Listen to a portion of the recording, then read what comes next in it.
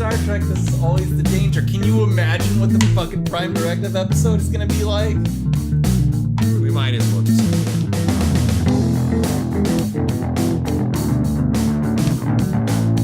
Hello everyone, and welcome back to the Wednesday Night Gentlemen Multimedia Empire official podcast. This is episode number 62. This is a podcast where we like to talk about things like comic books, movies, TV shows, video games, and everyone's favorite, Star Trek. I am your host, Tactic Angel, and with me is Midget Radio, my murderous socialist friend. Hello. Midget Radio, I made a minor alteration to the opening today. I think an honest one, though. It seemed very honest. Yeah, we have only gotten through a couple of episodes without intentionally talking about, or unintentionally talking about Star Trek. And I know that today we are going to be very intentionally talking about it. I'm excited about that. I'm really excited. All right, so let's get the normal sort of everyday business out of the way. I am drinking. You're drinking, as far as I could tell. Absolutely. Absolutely. And if anybody has watched any of our previous episodes, you've made a mistake, but you might recognize this. I am drinking the Henry McKenna 10 years aged single malt or single barrel bottled in Bond Kentucky straight bourbon whiskey. Nice. This has a handwritten note on it from 5/4 of 04. So it is aged. Nice. Very nice. I am drinking the Bullet, of course. Fantastic. You know, I've been rewatching Deadwood lately, and I swear to God, I saw a bottle of Bullet on the table in front of Steve the Drunk when he is drinking at Tom Nuttall's Number 10 Saloon. Looked identical. Looked identical with the orange label and everything. Excited. Well, good. I, of course, am drinking this whiskey because McKenna is a character in Star Trek Continues. Okay, let's take a little time travel back to the year of 2013. It has been more than a decade since Star Trek, a TV series, was on the air, and about 11 years since the last Star Trek movie came out. A voice actor named Vic Mignogna starts together with his girlfriend and several other people to fill the void left by years of neglect. And to fill this gap, strangely enough, between Star Trek the original series and Star Trek the motion picture. 4 years later, with neither CBS or Paramount showing any interest whatsoever in making any more Star Trek films or TV shows, the final episode is released, To Boldly Go Part 2. 9 months fucking later, I've finally managed to get Midget Radio to watch both Part 1 and Part 2. Midget Radio. Yes. We're going to start from the beginning. We're going to go all the way to the end. Okay.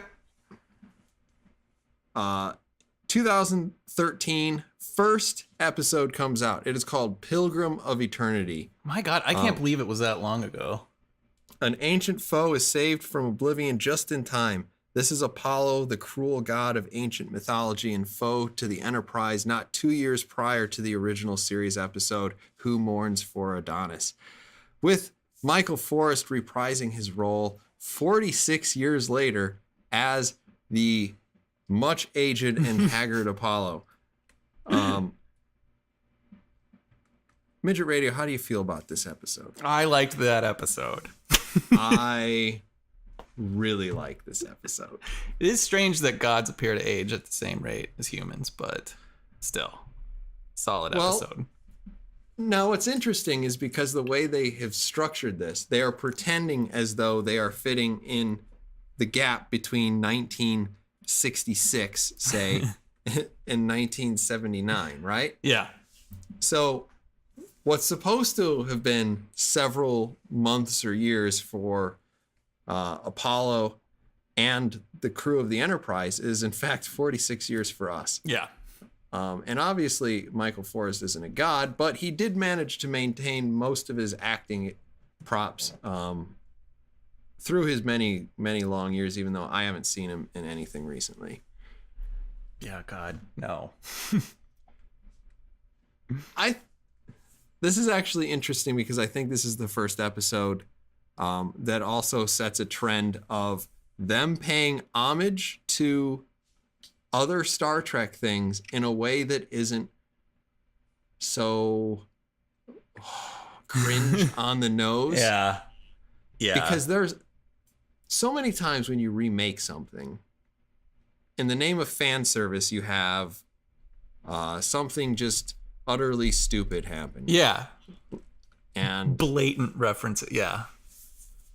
Yeah, you remember that? Mm-hmm. You remember this? Oh, man, that's why this is good. You liked the other thing, so therefore you like this thing. Yep. It's that simple.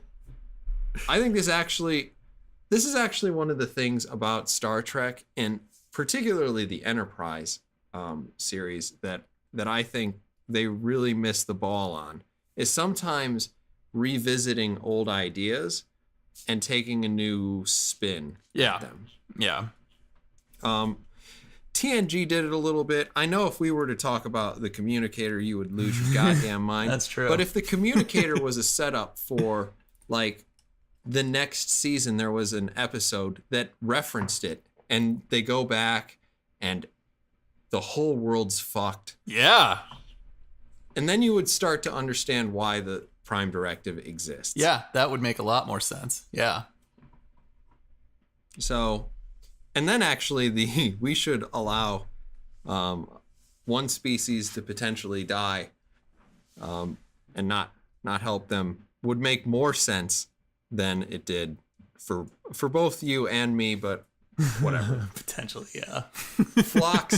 Phlox has his own ideas. Yes, he does. From a different culture. Fucking lunatic. But yeah.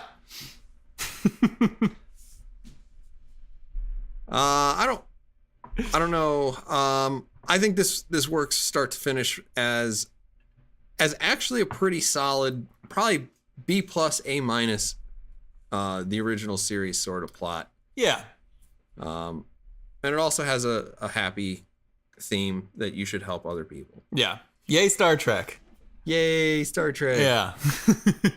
This one's pretty on the nose, but I think really it's the fact that it even existed that was so remarkable. Well, yeah, and I mean, it being the first episode, I mean, that's your first taste of, like, the attention to detail that they put into those, just the production design and the camera work and the lighting and all of that stuff is still, like, astounding. And for that to be the first episode, you know, I mean, just amazing. Just amazing.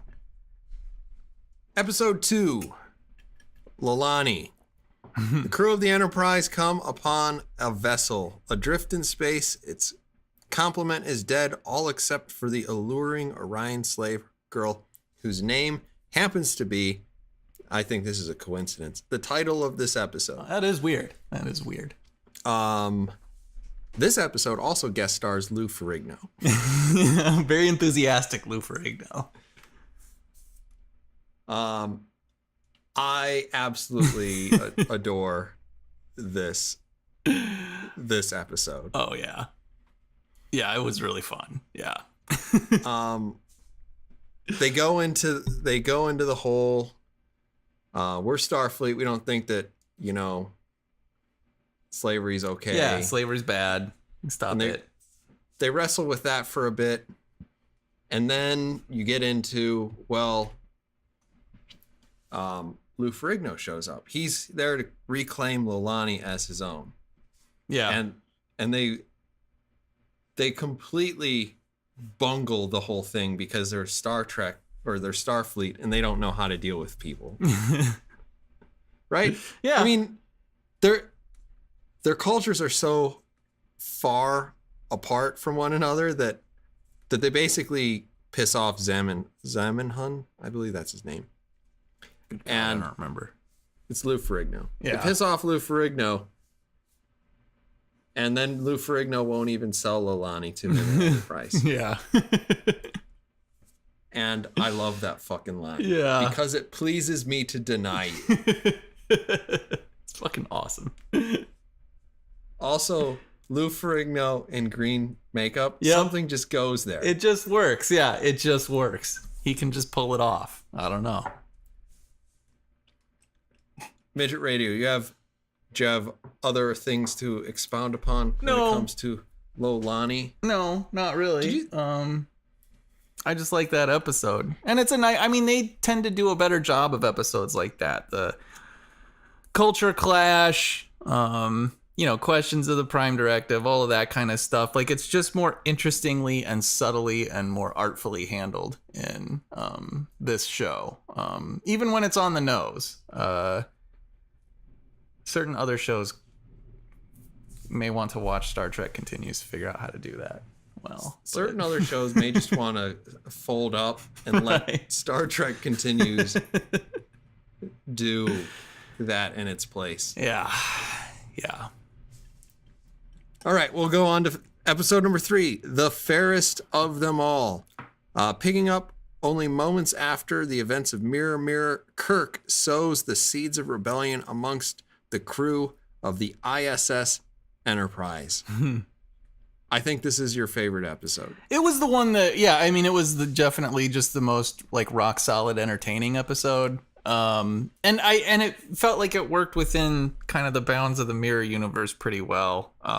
Also, I don't know. I liked it because it was kind of like a, I don't know if I want to say like a non-judgmental, just like a more clinical critique of a society like the one in the Mirror universe, like the Empire. I like that. Basically, what I'm saying is I like Kirk's appeal to Spock's own logic regarding the sustainability of an empire that is structured like the one in the Mirror universe. It was just cool. It was just smart and it was intelligent and it was just really well done. That's how you do a Mirror universe episode.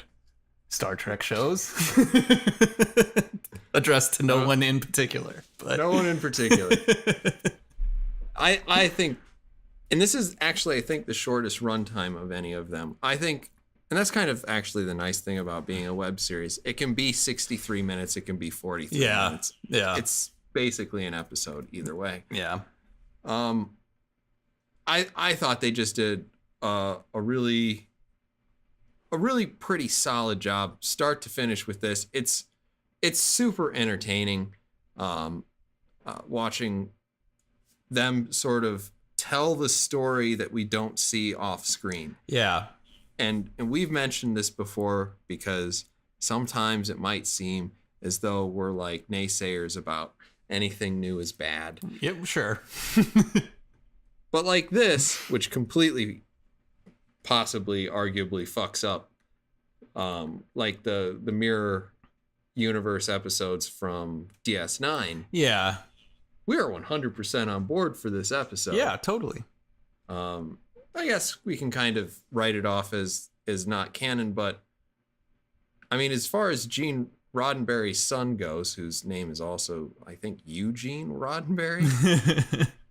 I think he goes by Rod Roddenberry, though. Oh, yeah. Just call me Rod. Rod. He's a little bit of a tool. Anyway. Yeah. He had basically said about this that if his father was alive, that he would consider this to be canon. Yeah. And that's fair. With episodes like you come out of the gate with Pilgrim of Eternity, Lolani, and The Fairest of Them All, it's hard not to say, holy shit. Yeah.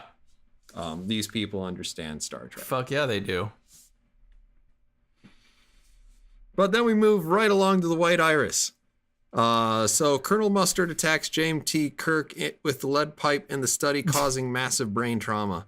Bones gives Kirk some non-FDA sanctioned LSD, causing him to receive all sorts of sad times. Oh, is this the one where he remembers all the bitches? All the bitches. This is the one where he remembers all of the bitches. Kind of an interesting episode. An interesting premise. I thought here's what I actually went back and rewatched it this week because I knew we were going to be talking about things and I get to set the agenda. So yeah, I get to be usually more prepared. That's true. I think this is an interesting way of trying to bridge the gap between, and I'm going to come back to this, but the original series Kirk and the movies Kirk, because the original series Kirk sleeps with everything. Yeah. All the things. Yeah. And the movie Kirk doesn't. Yes. He actually doesn't even crane his head at that many things. That's true. I mean, pretty much, the Commonoid in Star Trek 6. I'm not even sure he's the same. That shapeshifter. I mean, yeah. It's Oman. Amon. She's pretty good looking in the 90s. I'm not gonna. Yeah, totally. Yeah.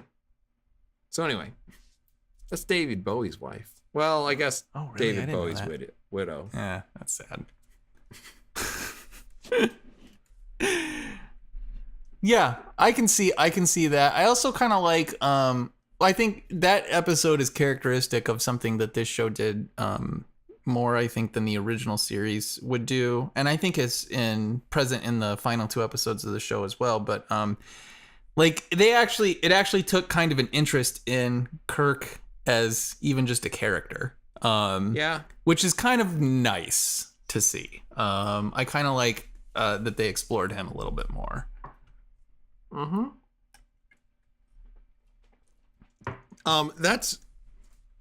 That's about the most I can get out of this. Yeah. Is that if you're collecting like Easter eggs, Chekhov mentions that he translated something from Zindi.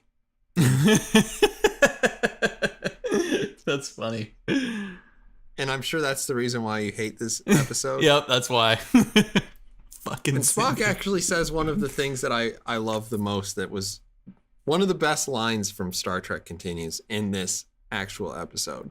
And I want to say, I'll get this out here early, because the fairest of them all is a heavily Todd Haberkorn episode. He plays Spock, right? Yeah. And I want to say, in terms of Vulcans, he actually does a pretty decent job.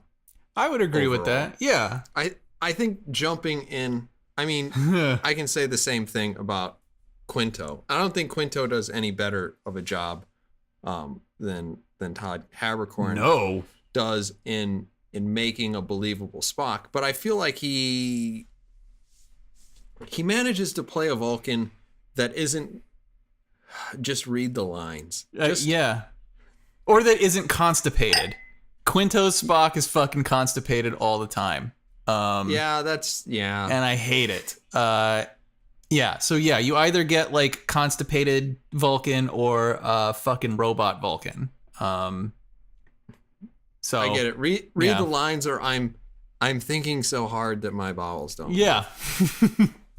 Yeah. I get it. That's a good observation.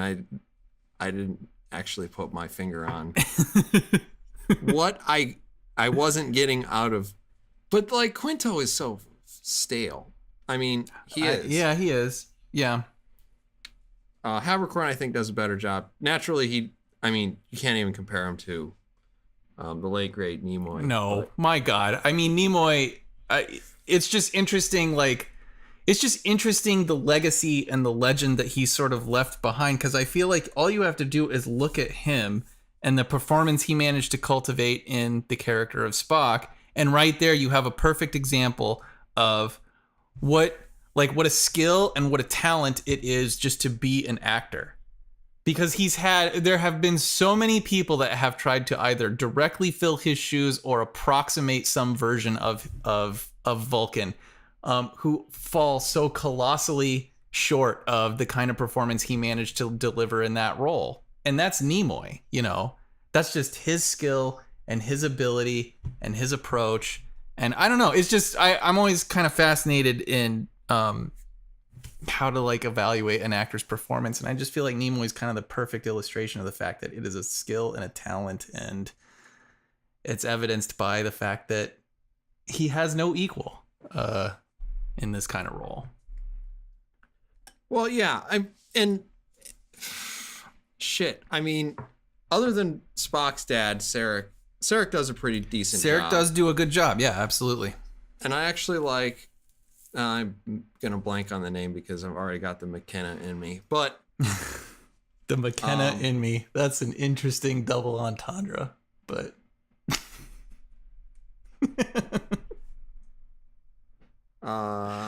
She's the innie, I'm the outie. Anyway, here we go.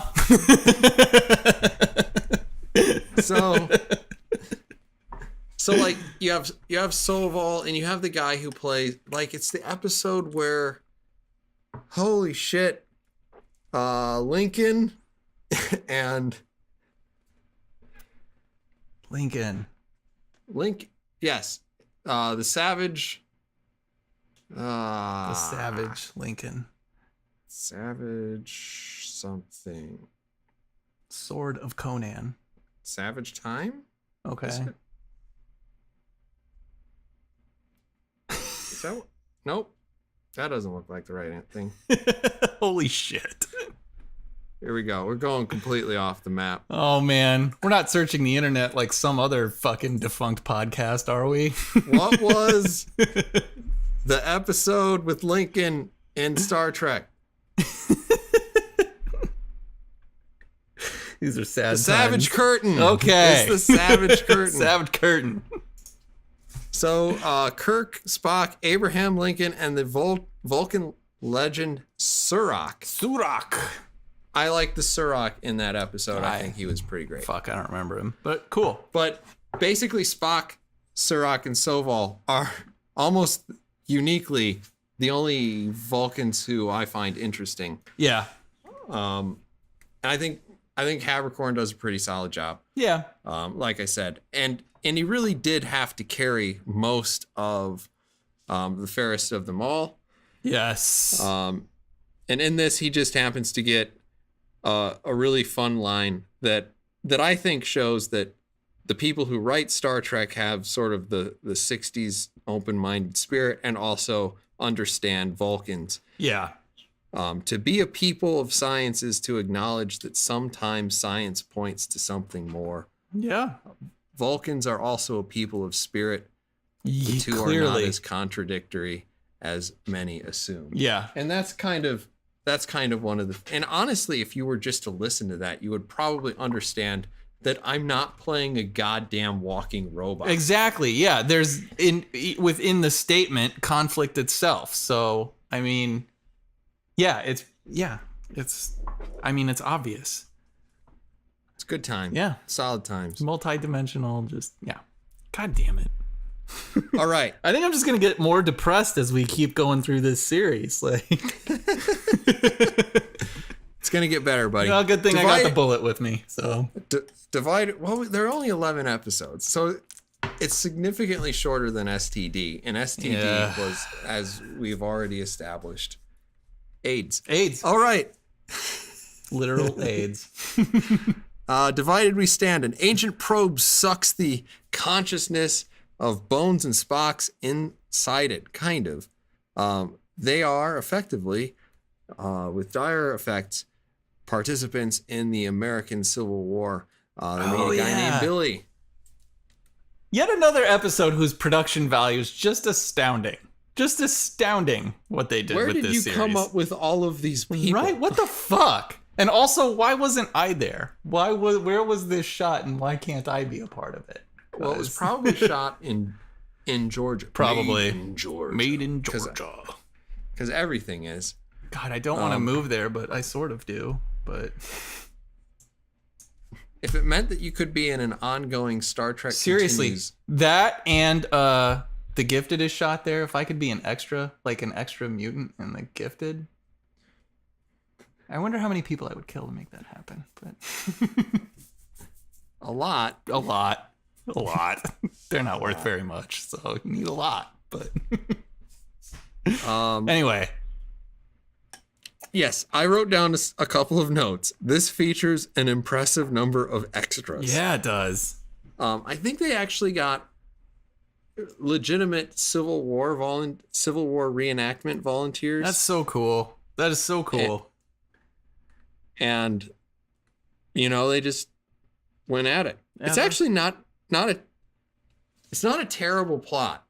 No, not that I mean, it's been a while, but yeah, I remember enjoying that episode. I remember liking both the strong assertion for if anyone is a slave, then we are all chained. Yeah. And also not characterizing all people who fought for the South as Satan. True. It seems to be, strangely, and it actually sort of became a bigger problem after this came out. It seemed to be that a lot of people can't accept both of those things as true at the same time. Well, sure. I mean, that's true of anything, though. That's true of literally anything. Yeah, I think it's true of any side you want to apply that to. There are no good Confederate soldiers. There are no good Confederates. There are no good communists. And certainly during the Nazi era, there are no good Germans, you fucking kraut. But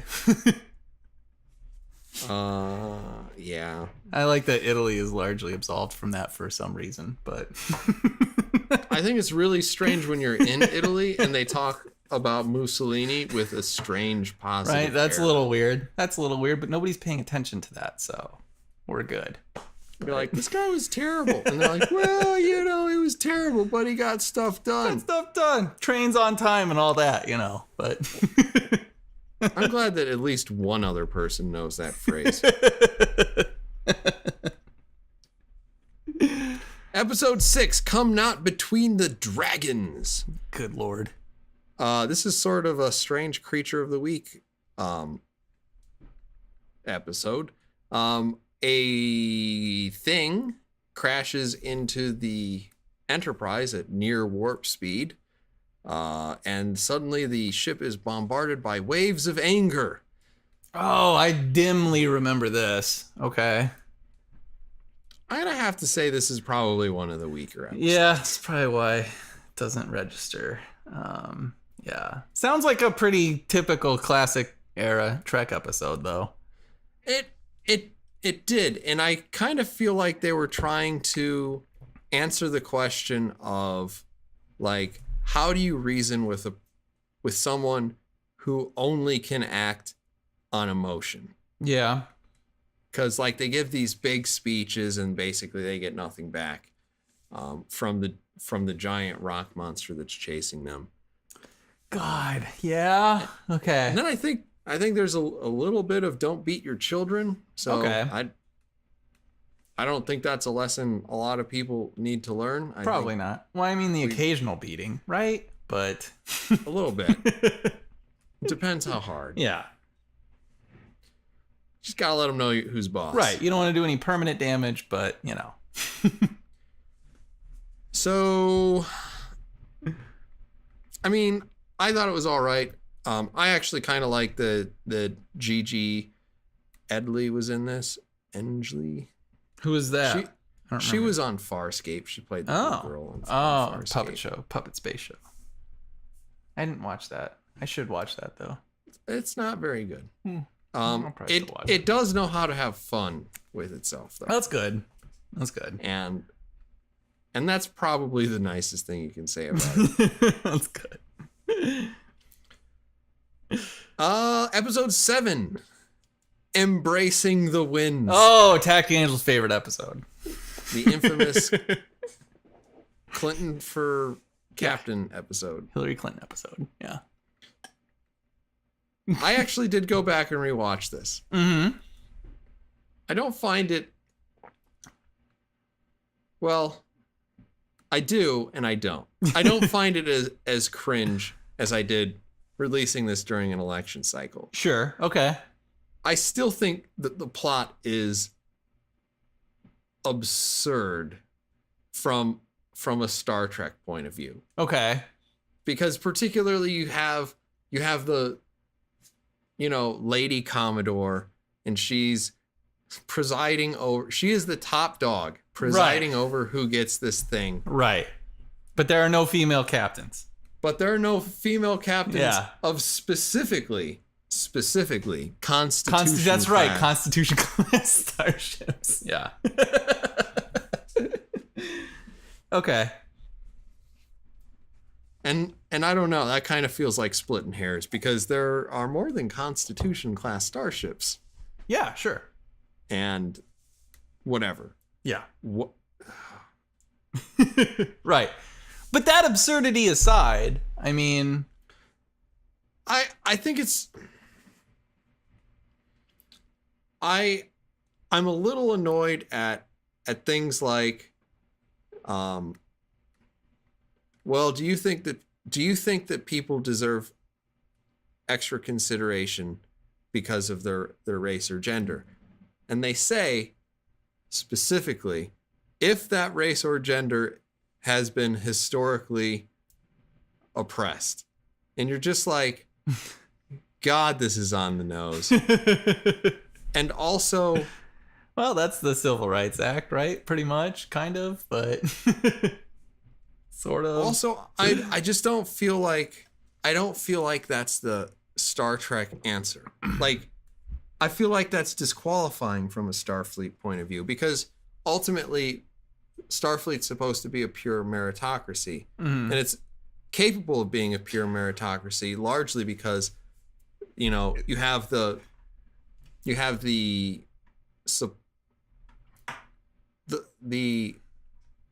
replicator right. essentially solves most of human. Well, right. I mean, they never problems.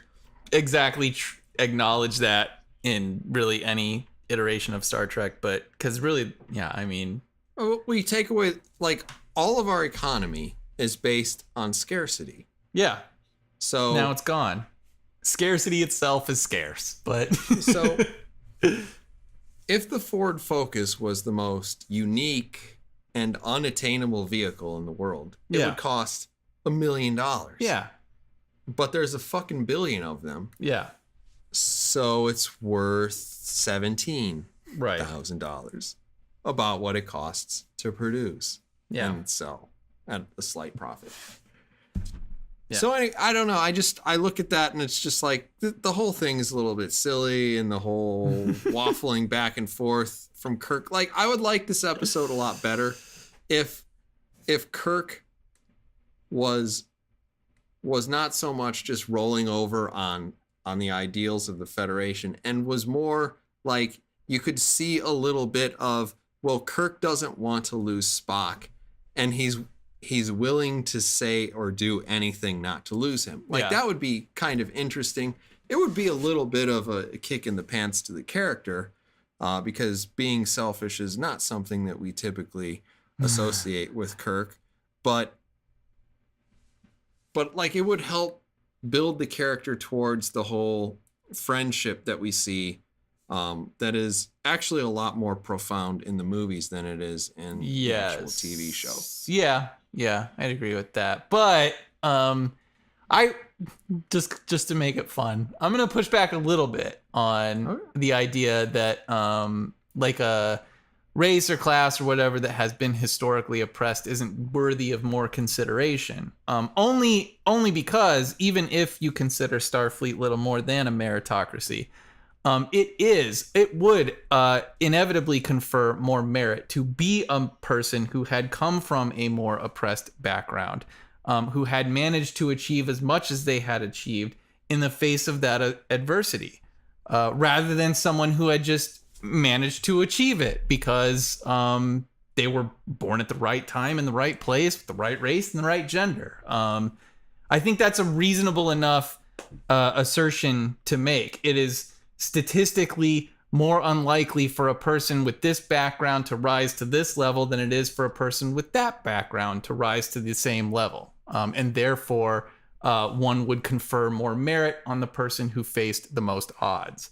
Yeah. No, So I that's get fair that. enough, I think. But And if you were to take that to a real life analogy, you would look at somebody like, okay, like him or not, Ben Carson. Ben Carson grew up in what?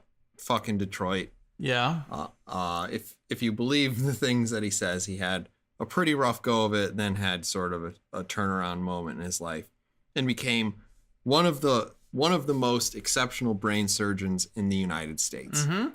I mean, you could throw Obama in here too, given where he came from, but I know he's a Democratic president, so that's less. We can't consider that as much. So, because his background pretty fucked up too. But like that's still an individualistic thing, because if I look at Ben Carson and I say like he did a good job, whatever. Mm-hmm. If I were to turn around and I were to look at like, we'll just say, for this is a bad example because it's not a real person. If I looked at T'Challa and T'Chaka, okay, right? Yeah. The number of hurdles that T'Challa had to clear is fairly zero, right? Yeah, right? I mean, yeah, they're born into a monarchy. Yeah, absolutely. Yeah. So like if you were comparing the relative, if T'Challa and Ben Carson were applying for the same job, right, and God only knows what that job would be. Good Lord. You would look at Ben Carson and yes, you would be able to say this guy is a person who has actually faced adversity, and right. He in particular deserves extra consideration because he is proven. And T'Challa may be also apparently very capable, but has he really been tested? Right. Maybe he has, but certainly not to the same degree. But that's still individual. If you were to look at both of them and just say, well, these are two black guys, and because they are black guys, they both deserve the same bump.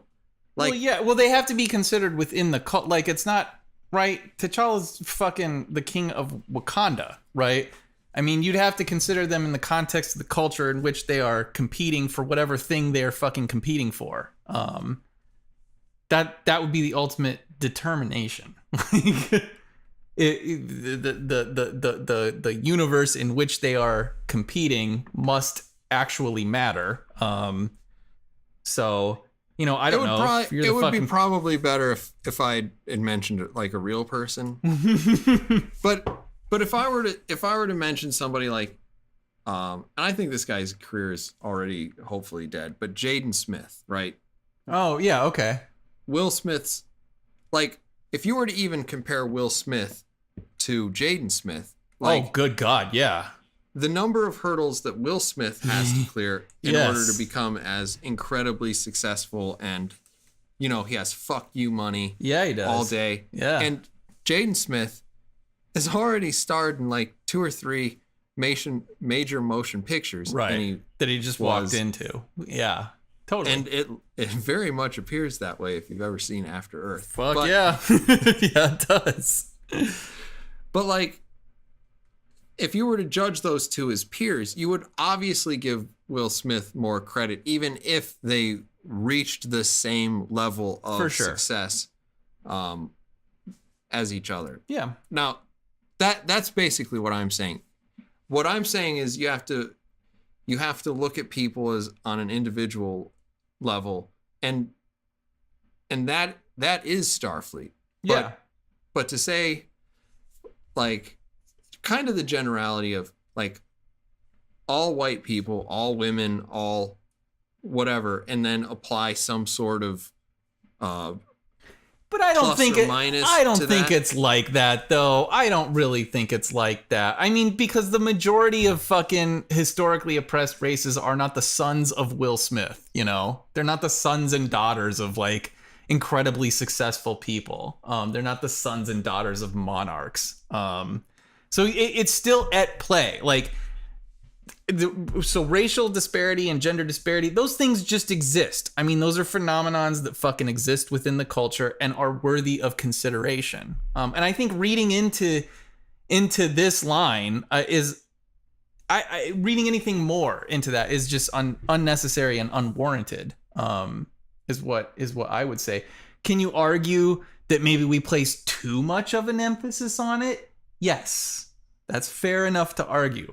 But I don't think that that's what Kirk is saying in this episode. That just that just unilaterally just that it's what's the word I'm looking for? That it's just like a fucking rule by which all things must be considered. If you are a billionaire fucking black female, you are worthy of more consideration than some poor fucking white man from the goddamn coal mines of Kentucky, you know?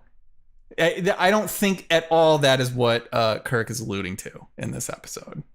Well, I will say this. Part of this may be me reading into it, and it's because we're all sort of subject of our own 2018 reality. and yeah. Yeah. God, it's inescapable. Yeah, it is.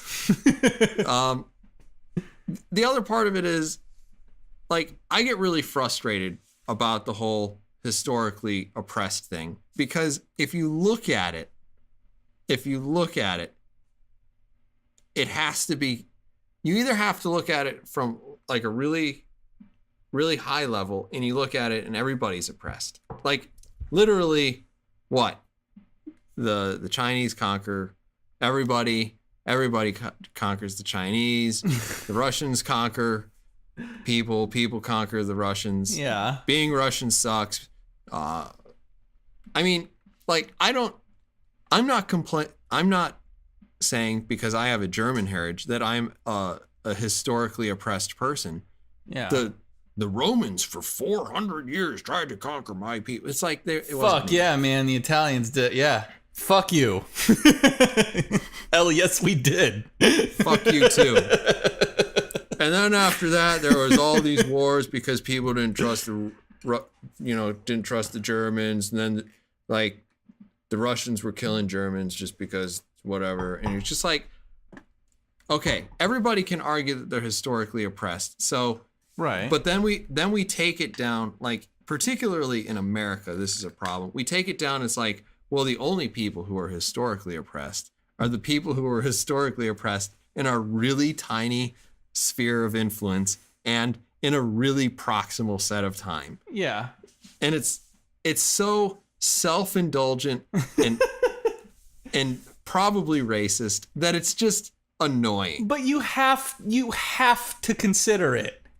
Because the culture of now fucking matters. Like, the American culture fucking matters. It's what defines our values, and it's what, like, you have to consider that. Because the argument you're making is that everybody has been oppressed and everybody's been a fucking victim at one point or another, right? And everybody's been the victor and all of that shit. But all of that stuff is necessarily specific to time frame and culture and geographical location and all of that shit. All of that has to be taken into account because you and I live right now. The same as everybody else who's alive right now. We're all here in this time right fucking now. And so we have to consider the things that have brought us here into our particular cultures at this particular time. And if there are issues or problems with that, then they have to be addressed. But I don't think it helps to take some sort of like macro level view throughout the entire history of the fucking human race. Like, I don't think that that's very helpful, and it's not really going to answer any of the more pragmatic fucking problems that arise for people who are alive now and are experiencing difficulty now or experiencing but the thing is, like, racism we live now. Today, and you and I have talked about this several times. We're like, today we live in just an insane universe where people fly off the handle about all sorts of fucking absurd nonsense. Yes. And like, we are both, I would say, largely children of the 90s, right? Oh, for sure. Yeah. And we would watch whatever it is we would watch. We'd watch Seinfeld. We would watch In Living Color. We would watch Hell yeah. Mad TV. We'd watch Fresh Prince. We'd watch Saved by the Bell. We'd watch all these goddamn things. Yeah. And like, my reality wasn't shaped by the fact that Will Smith's a black guy. I know. And I agree. And whoever the goddamn else was not. And like, all you would say is, are they funny? Are they not? Yeah. Are they entertaining? Are they not? And that was good enough. And that's the world that I live in. Yeah. And now I live in an alien world where we all have to like divide ourselves up into tribes and try to kill each other. Well, Tactic Angel, the reason we live in an alien world is because we are old and we are getting older. But look, I agree with you. But at the same time, the thing that you're complaining about that you want to universalize is also specific to this time and this fucking place. And your criticisms are totally fucking valid. I completely agree with you. I don't understand the significance of like black people in TV shows or a fucking black person who's the star of a Star Trek series. I don't get it. I do not fucking understand it. It seems absolutely patently absurd to me to derive any sense of like accomplishment from that this is some sort of cultural landmark when we have been through plenty of these kind of examples before. I get it. But it doesn't mean it doesn't mean that that racial disparity doesn't exist. It doesn't mean that gender disparity just doesn't exist and is totally immaterial. Is it exaggerated at this point in this year, 2018? Yeah, it probably is. Yes, I agree. But does it? But whether it exists or not, whether it has ever existed, and whether there have been like historical implications, like that certain black families are in the positions that they are in because of certain historical attitudes toward race, I think is absolutely true. It's absolutely true. Does it mean that it's a big deal that fucking Michael Burnham is a black lady in Star Trek? No, it doesn't. No, I don't give a shit. It doesn't matter. It doesn't matter. BET is a fucking channel, and I mean, it's confusing and it's a mess, but it's unique to right now. And I think to draw any larger conclusions beyond the fact that it is unique to right now is probably a mistake. Is my 3 glasses a bullet in assessment.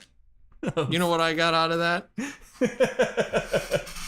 I got that I was right. Did you? And that you agree with me. I did say that. I did allude to that. That's about the point where I stopped pushing against some of the like, this is a huge problem and it's a universal problem and oh my god, we have to do something about it right now.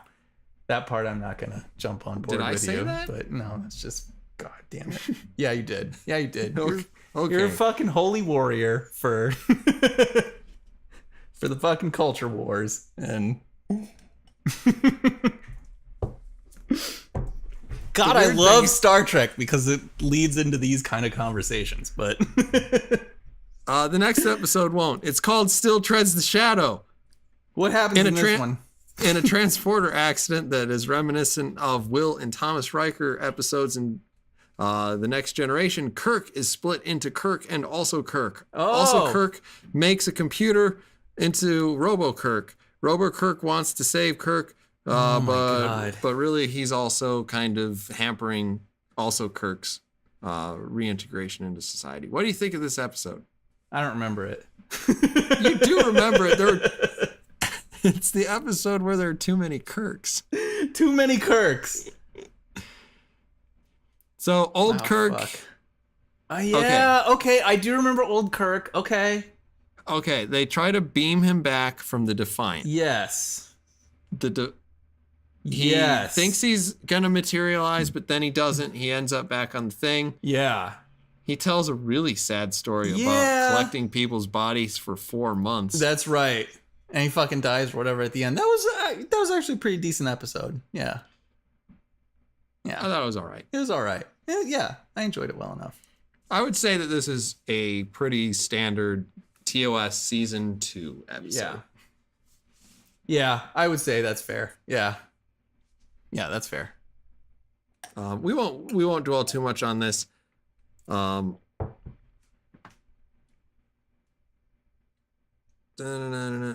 Actually, I did miss something on the last episode. Oh, the Winds of Change? You want to go back to that? I'm ready. Okay. This is a white hot room moment. Okay. But the character's name is Commander Garrett. And she says at the end, one day, perhaps, a woman will command a Constitution-class starship. In fact, she will get it lost in the fucking Delta Quadrant. But I don't think that was a Constitution class, right? Voyager? Maybe one day a Garrett will command the Enterprise. Ooh. And that is actually a reference to Captain Garrett of the Enterprise C, who dies in yesterday's Enterprise. Oh, that's cool. In the TNG episode. That's pretty cool. Where everyone's favorite quote happens, right? What is that? I forget. Oh my god. It's something it's let's make sure that history never forgets the name Enterprise. Oh, okay. That's cool. It's a good time. That's cool stuff.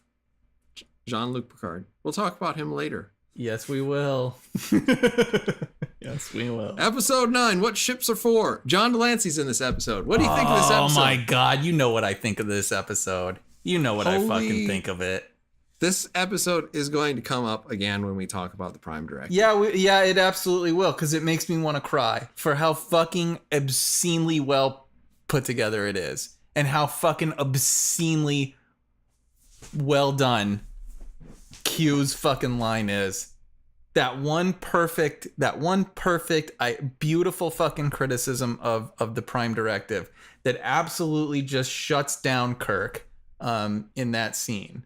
Which I think I can still, having not even seen that episode in a while, I think the line is specifically, you condemn the many, right? For the crimes of none. What a fucking genius. What a genius line. What a perfect fucking critique of the Prime Directive. This, God damn it. This absolute fucking torpedo to this ideal that non-interference above all things is the best way to approach any sort of like foreign civilization or anything like that, right? But that recognizes that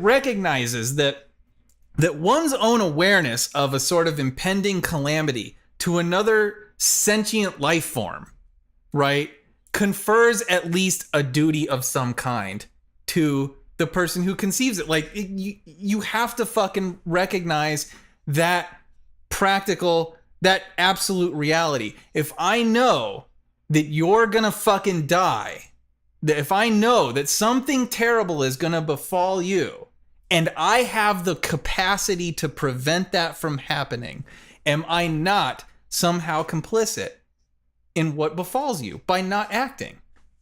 And it's a beautiful fucking thing, and it's absolutely worthy of consideration, and it's just outright ignored sometimes in less thoughtful considerations of when you're right, perfectly exemplified in shows like fucking Enterprise, absolutely, particularly with Dr. Phlox's goddamn protest to assist this race that is fucking dying because this other fucking race of people is about to supplant it, because that's what Mother Nature wants, right? And his refusal to want to assist these people after already fucking committing to do so is somehow seen as some exemplification of the right thing to do, of the Prime Directive, which is inerrant, you know? And John Delancey's just beautiful fucking critique of that. He is complicit in the death of that fucking race. He is absolutely fucking complicit in it and will not recognize it. That's what's so irritating about that episode, and what's so irritating about episodes of Star Trek that are written by people who are far less fucking talented than the people who put together Star Trek Continues. Because any actual thoughtful consideration of that decision must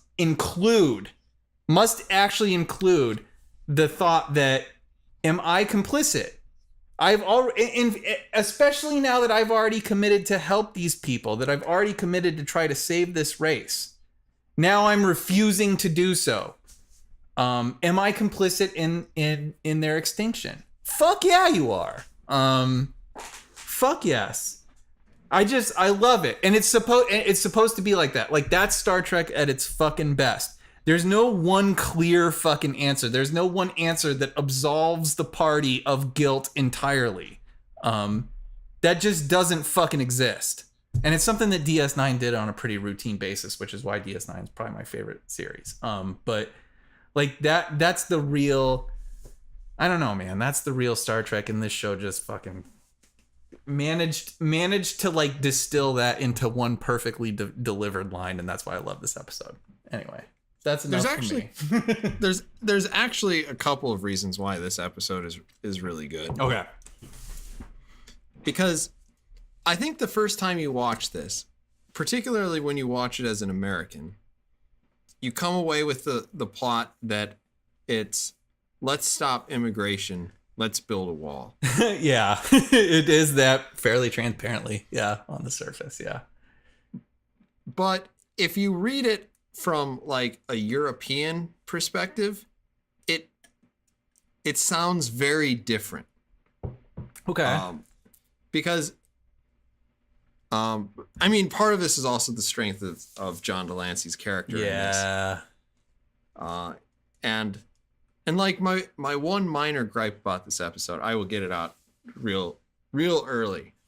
It is that the assumption that people would automatically know that Abetians are yellow with purple hair when they have never seen color seems a little bit ridiculous. Sure. Minor absurdity aside, but yes. and like it becomes kind of a big thing, but you just kind of have to accept it. Yeah. On the face of it, otherwise the plot doesn't work. Yeah. But like there's the whole how do we integrate people who don't necessarily want to integrate? What do we do if we have too many people who want to come in? We don't have the economy to actually pay for them. Yeah. Or actually, in this case, it's food. Yeah. Straight up food. Doesn't get a whole lot more basic than that. Yep. And actually, I think it works better if you really listen to each one of the lines as an actual allegory for the European issue as opposed to the United States issue. Well, yeah, it makes more sense to Europe than the US, but yeah. Because, I mean, they talk about specifically their ability to vet whether or not a person is going to be good or bad in society. And there was a volume issue that Europe was dealing with that the US was not dealing with, but yeah. Yes, we certainly have a lot of room for taking in far fewer numbers, but yeah. So I thought that was sort of interesting because you could, if you wanted to, and this is the fun of Star Trek, you can look at it from the American philosophical position, and then you can try to take it from the European philosophical position, and then you realize that at a certain point, there's actually not an absolute truth in this story. Well, no, there's not. And certain pragmatic concerns that are not addressed are, I mean, that's generally what's going to take precedence, but that's generally what should take precedence. But yeah, I mean, and then of course you just get down into John Delancey just fucking rocks. Just being amazing. Yeah. Just chewing up the fucking scenery. Yeah. And you're like, Kirk loses. Yeah. God, what a fucking fantastic scene.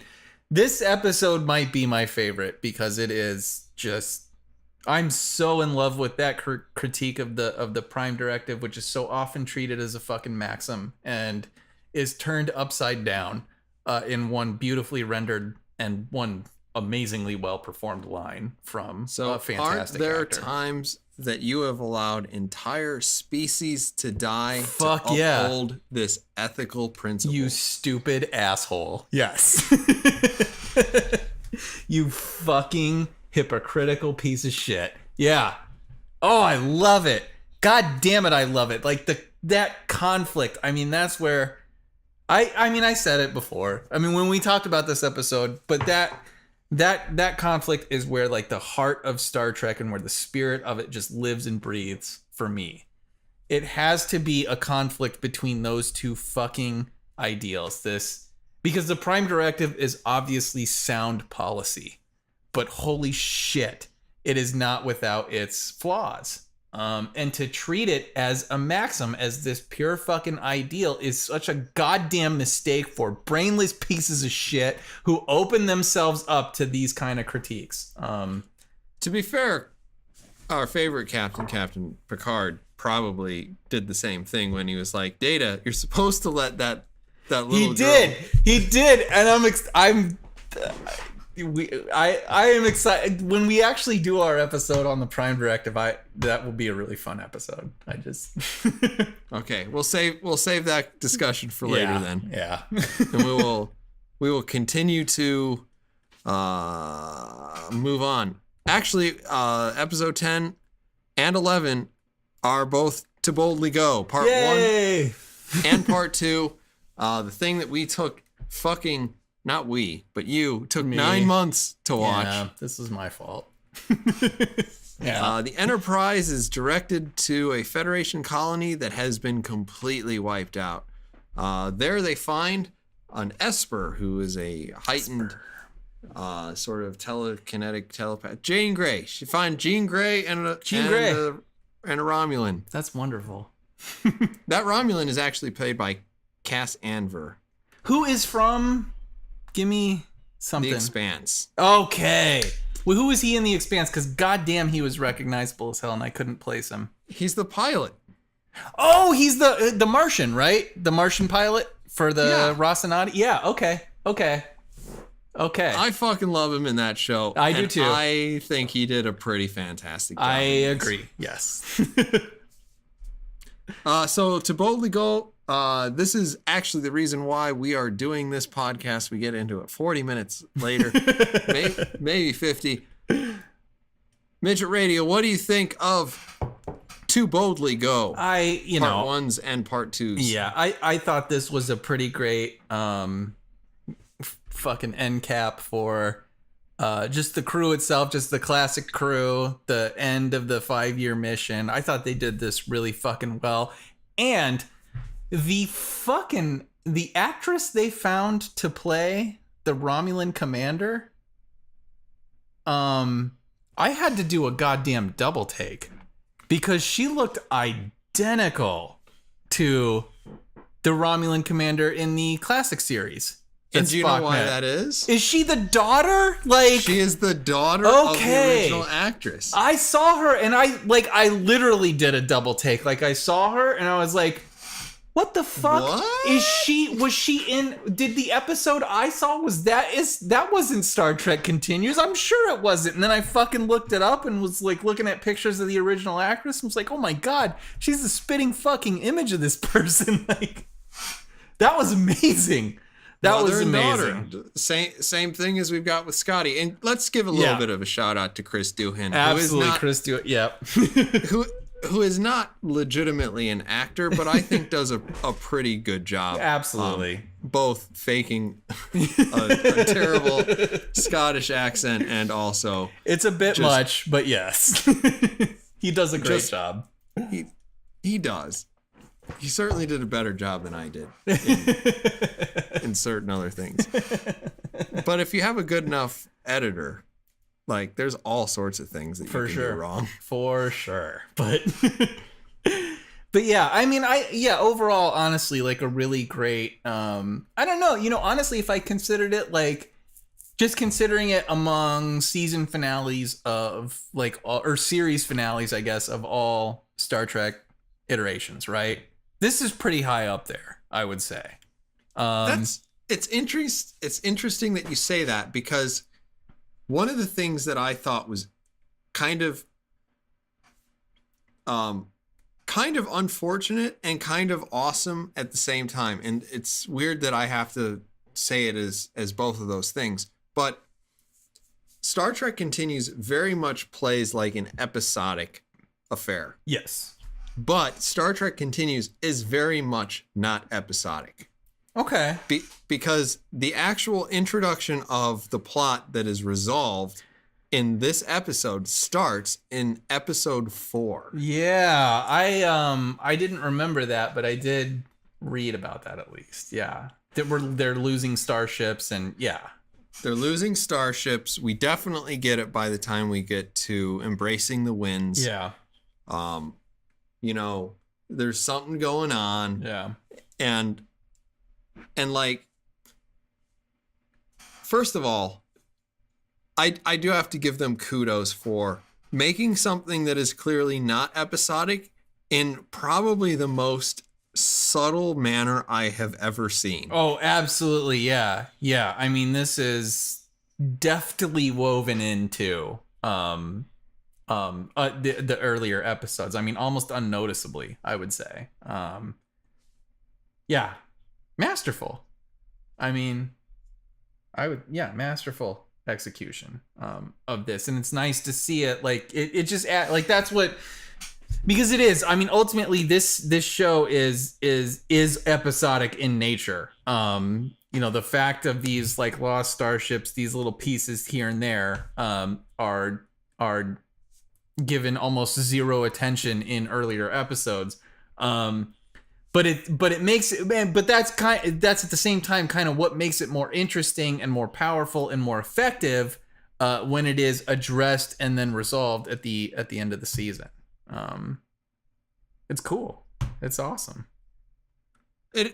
These are just really talented people. Have we said that, Tech? Have we made that point that like the people these people are pretty good, fucking at their talented? craft. Yeah. Now the weird thing is like the thing that I love about this is also one of the things that I hate, which is kind of what I was going at before. Okay. Because what this is essentially a prequel to the Star Trek movies. Okay. Yes. It's a sequel to the Star Trek TV show. Yes. And a prequel to the Star Trek movies. And it's interesting that like you have to spend so much effort and so much time trying to get people to a place that you already know that they are. Yes. At a certain point. And like it just like so many times in history, in the history of cinema, I should say, in the history of cinema, it just feels like mental masturbation. And it's just like, well, how does Darth Vader become Darth Vader? Let me tell you, kids. Yep. It's not as interesting as you thought. No, he's a whiny bitch, and then he becomes a whinier bitch. He's a whiny bitch. Yeah. He bangs a lady with no personality, but she is like solidly an 8, maybe 9. Natalie Portman all day. Yeah. And you get it. Yeah. And she doesn't talk a lot, so that's another good thing. Yeah. So, like... That is true. And you could say things like you don't like sand, and she'll actually listen to you perform a dissertation about why you don't like sand. But I don't like sand. Also, honey, I murdered a bunch of children. Well, that's cool. All right. Let's have some kids. Okay, yeah, this seems like a completely reasonable way to procreate. So anyway, like, there's kind of like an inherent... There's an inherent predictability and sort of an unfortunate creative effort that has to go into like making sure all the chess pieces line up in just such a certain way at such a certain time. I get that. Yeah. Yeah. That said, as far as people trying to do that, yeah, I think that these people have actually succeeded in a way that is sort of definitely above average. Yes. I don't want to cut you off, but I love it because I landed, I think, in the same spot. Because, right, you consider the history of people attempting to create prequels to something or trying to, like, continue a franchise without violating canon and all that kind of stuff. So in a way, I mean, the way I kind of view this, it feels like they took on a task that I don't know of anyone who has ever actually accomplished. and I feel like they fucking actually accomplished it. Like they managed to continue. What you mean is well. Yeah. As well. Well, yeah. Jesus Christ. Yeah. I mean, they because managed people to. have certainly done it, but it's. Yeah, it's been a shit show. It's generally a fucking failure. Like the Star Wars prequels that are probably the most obvious example of that.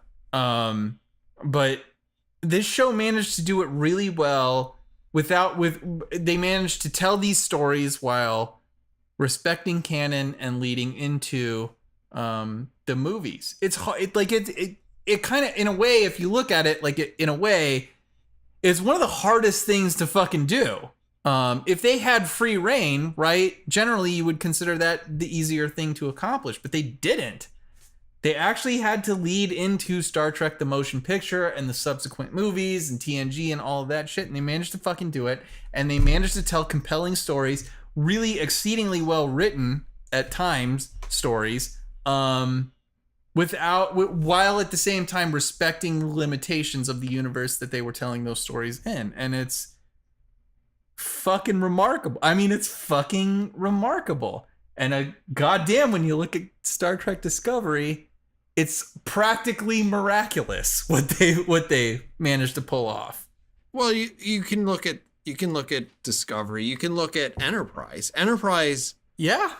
I mean, the problem with Enterprise is it basically stumbles through a lot of what it meant to do, and it missed a lot of opportunities. And in the same way that you hate Scar, the Battlestar Galactica episode, yeah, which is kind of an interesting thing to talk about, because right. Scar, if you place it in any other series, is one of the best episodes. I think that's what Scar is demonstrative of what's frustrating about Battlestar Galactica in particular, where it's like one good idea that is explored for one episode that is entirely fucking abandoned after that.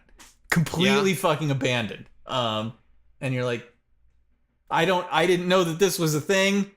Now apparently it's a thing for this episode, and then after this episode, it's never a thing again. Like, God damn it. Battlestar Galactica is a show that is interesting because of the number of great ideas that it absolutely just threw away. It gave like one episode to and just threw it the fuck away after that. I guess the other one is the Black Market episode. Exactly, yeah. You're like, oh, this is kind of an interesting thing, and then nope, we're done with it. Fuck it, it's gone. Okay. Yeah, I would have liked... I would have liked if they did more, but it's interesting. If you look at, like, it's wrong for us to dislike something on the grounds that it just, like, I wish it could be better. I agree. I understand. It is, and that's true. Yeah. And kind of like, and I end up sort of in the same place with this, because I watch this and actually, you go through the whole thing. McKenna takes for fucking ever to die. Spoiler alert. I was not happy that she died. Yeah.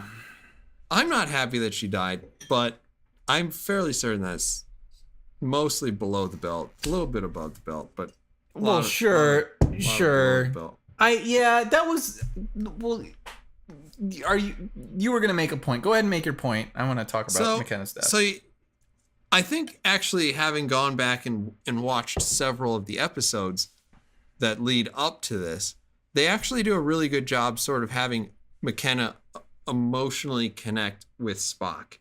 Okay. And she obviously has some sway with Bones as well, and honestly, the whole sort of disaster of the last episode, and when I say disaster, I mean like in character disaster. You've lost all sorts of ships. You lost the Congo. The Enterprise is fucking trashed. Yes. The two ships that tried to intercept the Congo? I can't remember what they were, what their titles were, but yeah. The Farragut and the Farragut was the non-super fast ship that that was up there too. It was the Potemkin and the something else. I don't remember. So anyway, there's a whole bunch of bad stuff happening. This is clearly like gonna weigh really heavily on the characters. Yeah. And what you see is Bones is like, fuck it, I'm done with Starfleet. Yeah. And you're like, you know what? As a character, and treating this guy as a character, I get it. Yes. He doesn't like being teleported places. Yep. Being on a starship is an inherently uncomfortable situation for him. Fine. The way that they actually sort of built up to Spock saying, you know, fuck it, I'm out too. Yeah. I'm going back to Vulcan. And like later in the series, we see him go to do the Colonna, right? Right. So yeah. Exactly. To purge all emotion. Yeah, that's where he is when the motion picture starts. Yeah. And like that actually makes a lot of sense when you put this into it. Yes. And actually, that seed was kind of laid in the monster one, the Don't Come Between the Dragons episode, where the waves of anger are hitting the ship, and Spock is just fucking nuts. Yeah. He's just like, I gotta kill everybody. Yeah. This insubordinate asshole. And like, you see that, and then like he's also creating connections with McKenna. Yeah. Then McKenna fucking dies. Yeah. And then he's like, I made an emotional decision. Yeah. I got one of my friends killed. Probably somebody I wanted to, you know, mate with on my 7th year anniversary. Sure. Whatever. Kind of a violent mating, but yeah, I mean, yeah. So like all of this stuff happens. You see him go away. Kirk accepts his admiralty and immediately regrets it, which I'm not sure is 100% true to character, but but at the same time you do kind of love it. I can see it. Yeah. I'm gonna be like the #1 bigwig at Starfleet. Exactly. And that's the bad. Well, yeah. I can absolutely see that. And that's what I kind of liked about these last 2 episodes, which is that they did dive into Kirk as a character a little bit before, and it's not surprising to me that he would be affected by, you know, the number of crewmen that he's lost in the mission. That's not surprising at all, because Kirk himself is a Greek god. I mean, he is the fucking Achilles of Starfleet, practically. That's kind of how I see him, and I think that's in some way how he's seen himself, and that he would hold himself to this impossible standard. Makes perfect sense, I think, within his own character, and to see him kind of realize the limitations of himself, like that he himself can't fulfill his own sort of ideal as that Achilles-like leader of a Starfleet command is awesome. What you're also talking about is the future echo of Wrath of Khan. Yeah. Yes. Because Kirk still doesn't accept his mortal limitations. He doesn't. Yeah. And he's like, I don't believe in the no-win scenario. Yeah. And fuck. I can't say enough nice things about, you know, Wrath of Khan. Yeah. I don't think anyone can. Yeah. You got Montalban, he's fucking great. Just amazing. Absolutely amazing. You have an entirely fleshed out story, and this is just so, it pisses you off when you realize that Ricardo Montalban and William Shatner never were on the same set together. That's crazy. You do kind of, it's like that, like, where's that movie between Al Pacino and, you know, fucking Robert De Niro, and you get that in Heat, but you never see that. Like, you want to see that in, yeah, I know what you mean, but like, if it in any other age other than whatever 1983, whenever it was made, like, no one would accept that, but it completely works. Yeah. In this story, and the just he refuses to accept the no-win situation. Yeah.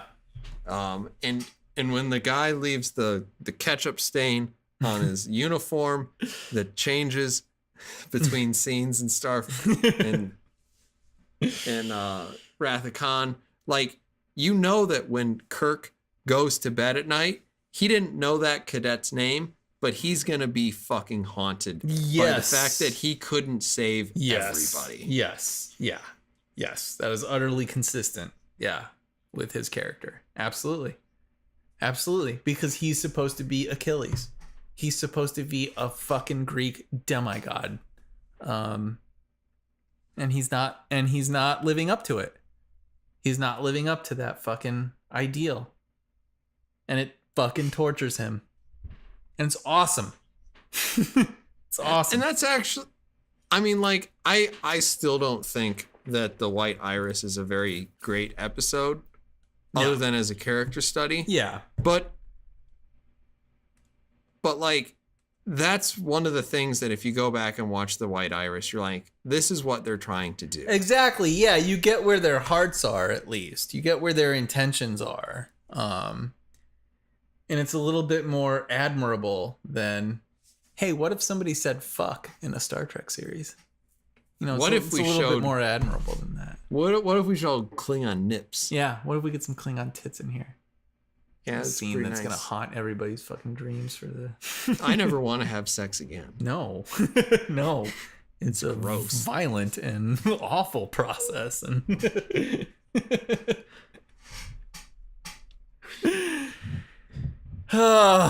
Yeah, I really enjoyed these last two episodes of Continues. I thought they did a fantastic, it's just interesting to me on a more macro level, like that they managed to do the things that have seemed impossible for such a long time, which is tell a story within a franchise while being able to honor its own canon, stay true to its spirit, and lead into, you know, what necessarily comes after, and still be like creative and vibrant and relevant at the same time amid those limitations, still be really worthwhile. I can't think of anything that has any other experiment, any other sort of like any other piece of media, any other television series or any other movie that's managed to accomplish something like that. And I mean, it really is like it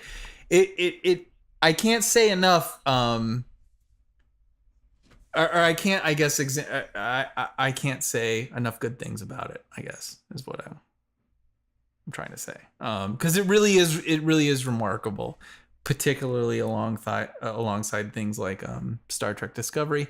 And I'm going to include the fucking Orville in there too. I mean, this is just a much better written series that manages to capture the spirit of Star Trek, while at the same time explicitly working within the bounds of Star Trek canon. It's truly remarkable. I will say one thing in defense of the Orville, which the Orville is not a part of Star Trek. It's not. I get that. It's not. And it relies on it, but I get that. And, well, I mean, like, I think a part of what happens in the Orville you could write off as Seth MacFarlane is known as a comedian. Yeah. And what he's doing is a spoof, and he has to make it as enough of a parody that he doesn't get his ass suit off. Sure. But if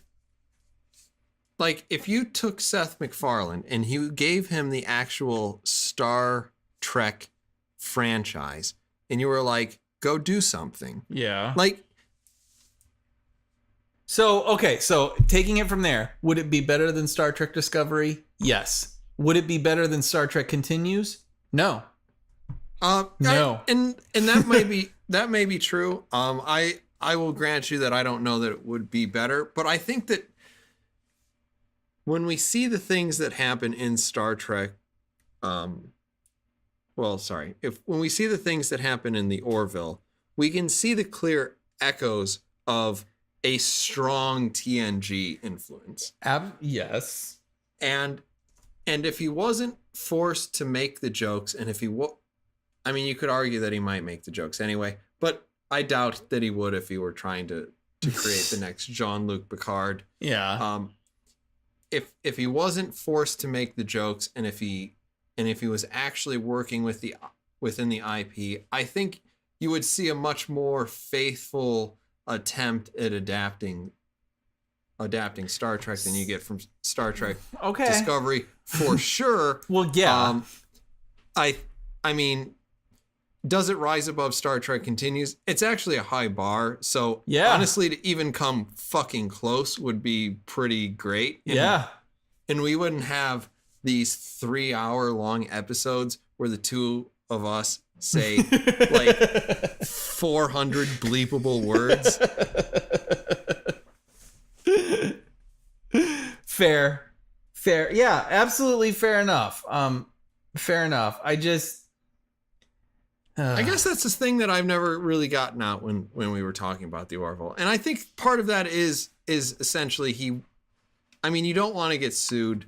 You do want to sort of carry the flame, but like if you're too close and there aren't the jokes, like I get that, but Star Trek has no copyright on thoughtfulness. And that's where I get pissed off, because as soon as it's not thoughtful, it's a joke, it's a parody and all of that stuff. And so we just ignore the lapses in logic, and we just provide excuses to the show where it's not thoughtful and it's not considerate and it's not actually engaging in any kind of moral questioning or anything like that, because it's just a parody. But then as soon as it does actually try to ask a fucking legitimate question, the kind of question that Star Trek would generally ask, well, then it gets it's lauded as, oh my God, thank Christ that the Orville exists. Like, the Orville to me is an example of how fucking sad of the sadness of American television in general.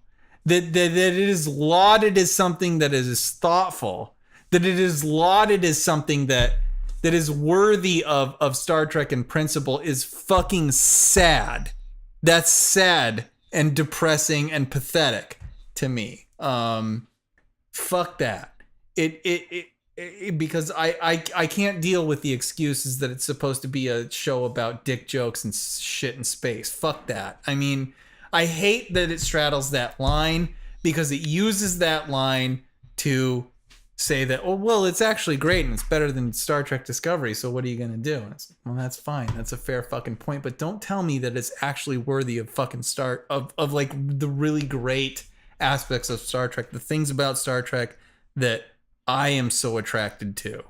And I don't give a shit. Yes, TNG has throwaway episodes that are bullshit and don't make sense. So does DS9, so does Voyager, and goddamn Enterprise does fucking well. But like, it has at least met. Generally, they have at least met the bar. There are episodes in those series that have done that. I mean, that are just absolutely fucking amazing. And the Orville has 0 of those. The Orville has accomplished 0 of that. It has never fucking met the heights of the kind of episodes that Star Trek has managed to produce, and certainly the kinds of episodes that Star Trek Continues has produced. And that's why Continues is such a remarkable achievement for the people who were involved in that series, and absolutely fucking frustrating that CBS hasn't realized the talent pool that it has that must be available, right? Give them whatever salary they want, and ask them to produce Star Trek episodes, and you will have a success on your hands. And so I don't know. I think so. I'm gonna try to ignore a lot of your impotent rage towards the Orville.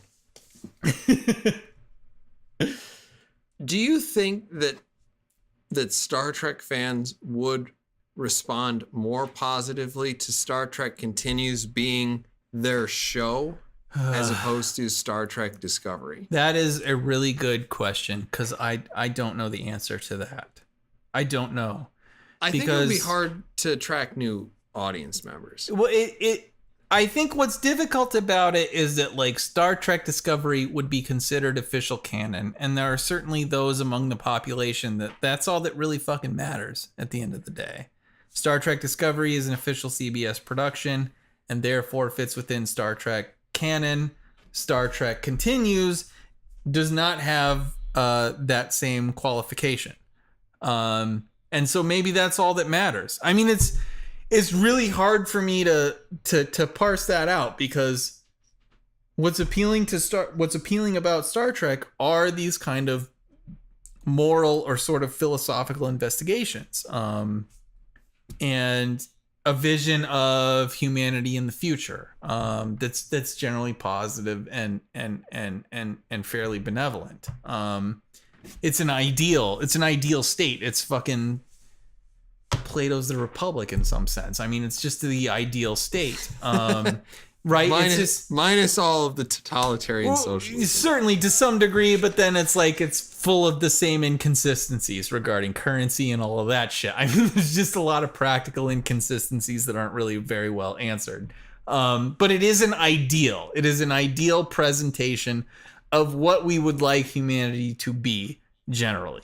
That's what I think attracts people to Star Trek in general.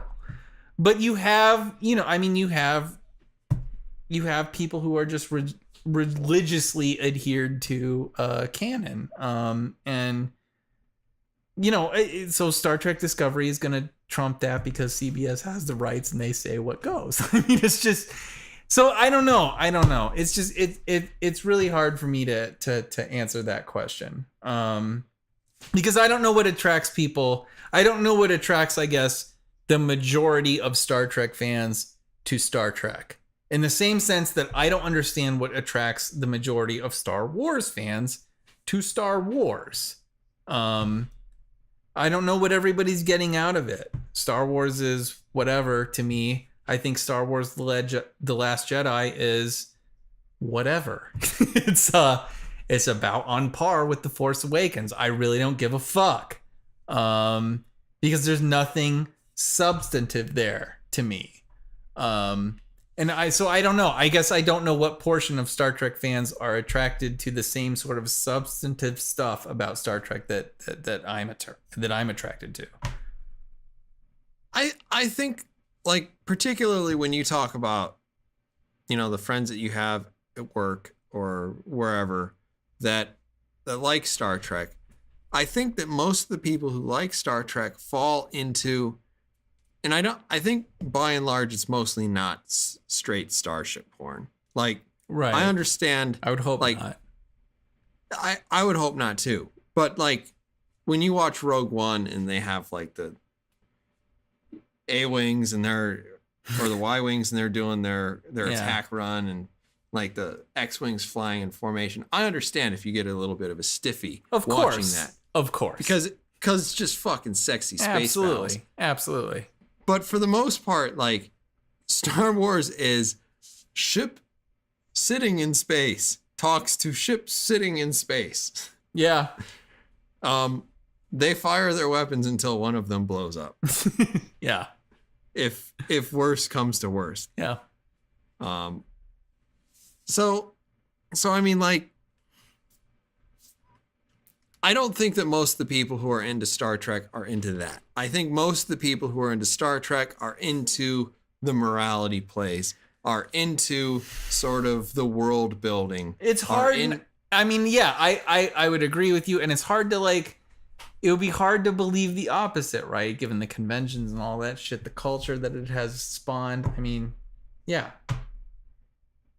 Yeah, I mean, and like when you watch the documentary in there, particularly Trekkies 2, which I love Trekkies 2 because they go over to the Cold World, Iron Curtain countries, and they talk to these it's people. A more international Trekkies. Yeah.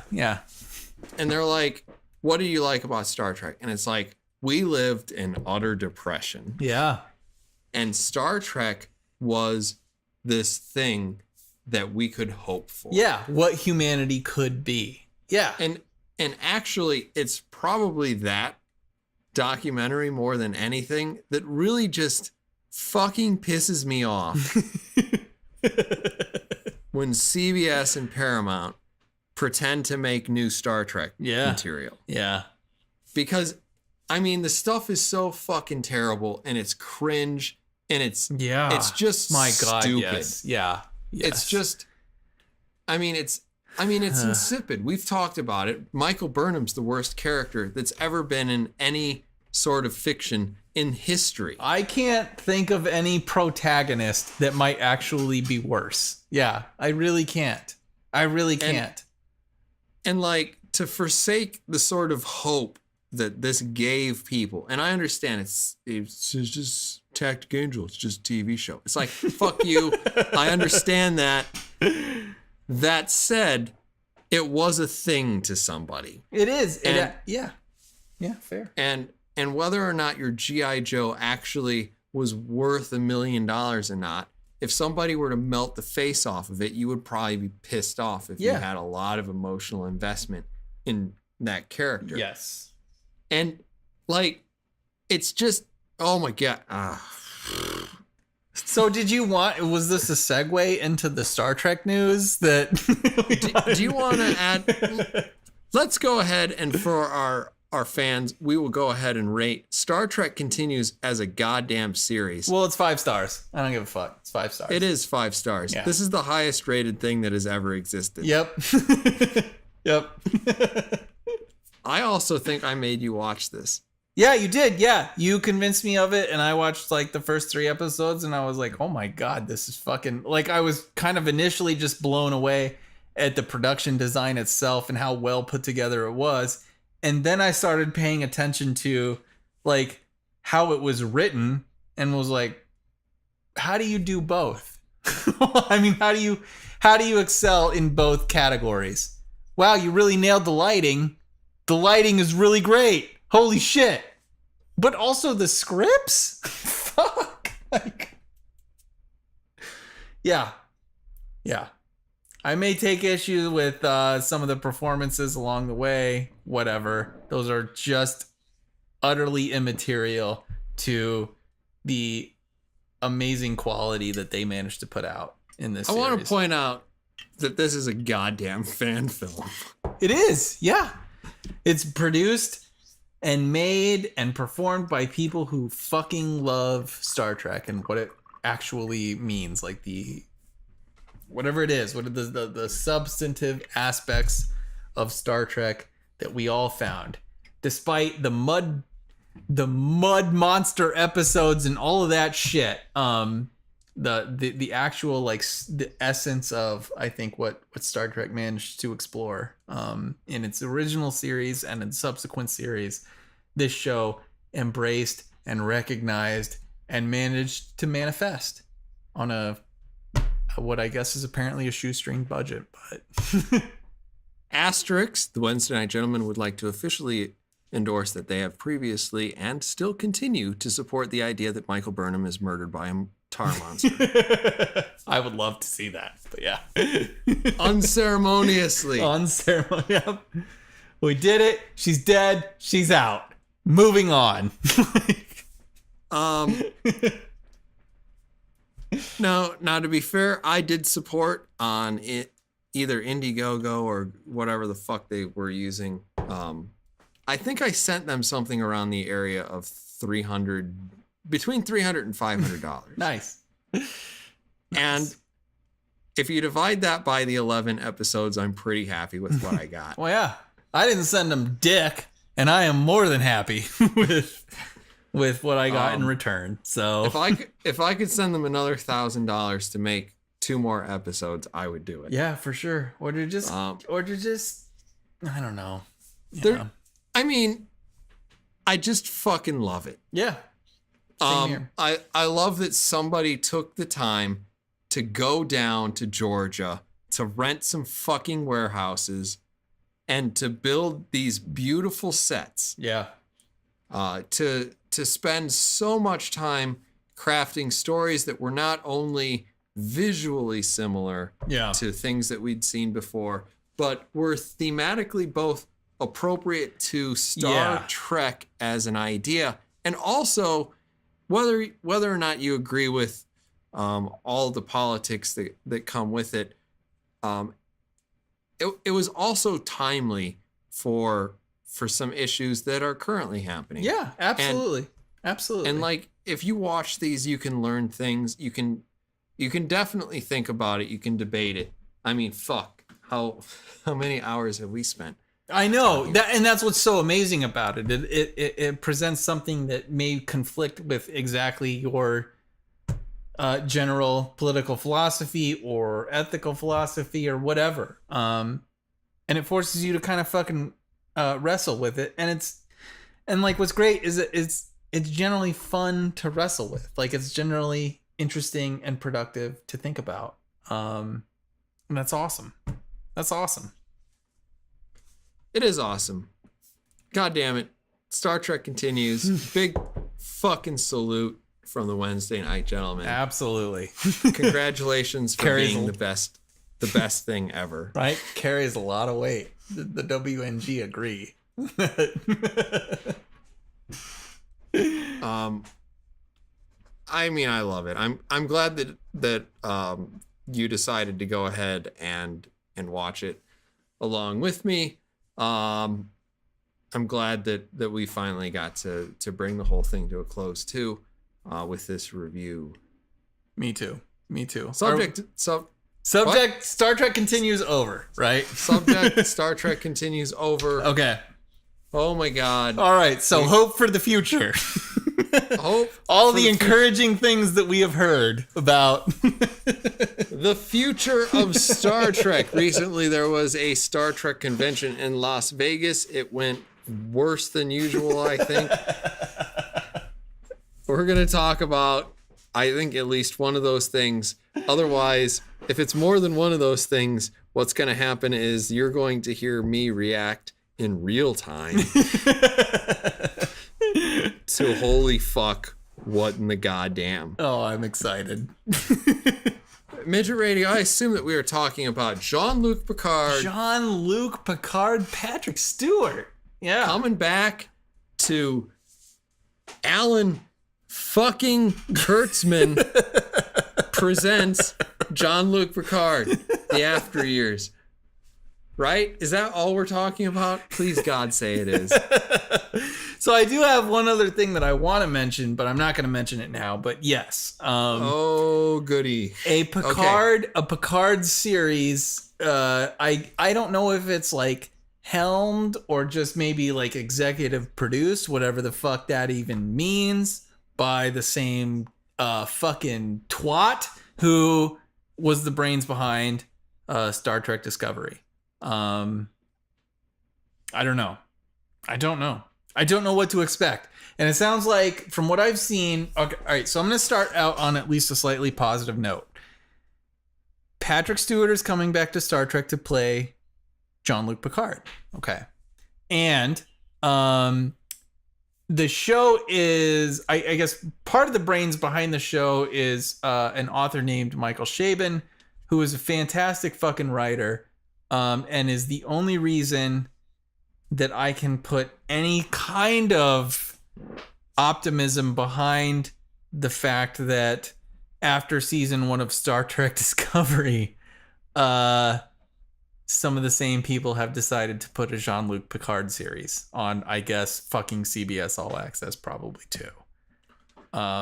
Chabon's inclusion, and I guess the fact that I kind of trust Patrick Stewart a little bit, is the only small glimmer of hope. Tiny, minuscule point of light that I see in this series. There's my praise. Now you destroy it for me. So I'm going to take us back a couple of years. okay. Did you hear that Mark Hamill is coming back to reprise his role as Luke Skywalker? I have no reason to believe in anything Mark Hamill says. Fuck him.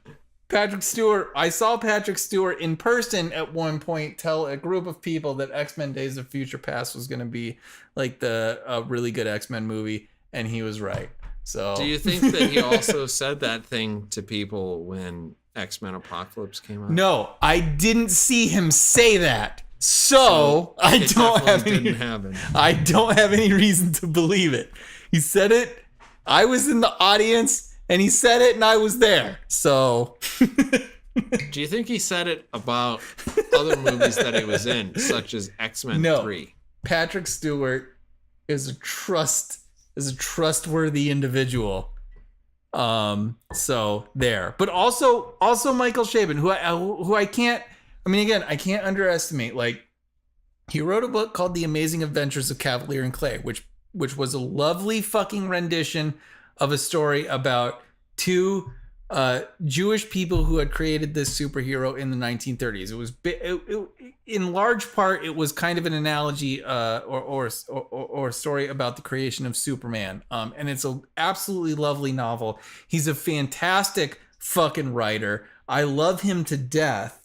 So the fact that he's enthusiastic about a series surrounding Picard, this is a person who I know, based on his prior output, loves fucking will respect canon and will respond to the things about Star Trek that I expect him to respond to. So the fact that he's involved in this is absolutely significant. It should not be discounted. Now, yes, it is competing against the fact that we have all sat through the first season of Star Trek Discovery, and that has been a worse train wreck than I think anybody even expected it to be. But still, Michael Chabon, depending on what level of influence he actually has on this series, is a positive force for a Jean-Luc Picard focused Star Trek series. No, I don't want to come across as completely negative, because when I saw it, I was like, oh, that's interesting. And then, like, the dual nature of, I love Jean-Luc Picard, but I know. I am not confident in all the people who are running it. Kurtzman in particular. Christ, no. Yeah. He is no. 0% faith in that son of a bitch. So, I mean, like, the number of writers and showrunners that Discovery has lost, like, I get what you're saying. Maybe that'll work out. The chances that he makes it all the way to production, I'm not going to say it's great. Sure. Sure. It's hard. It's hard to understand, because I'm assuming this will be another CBS All Access fucking series, and I don't really.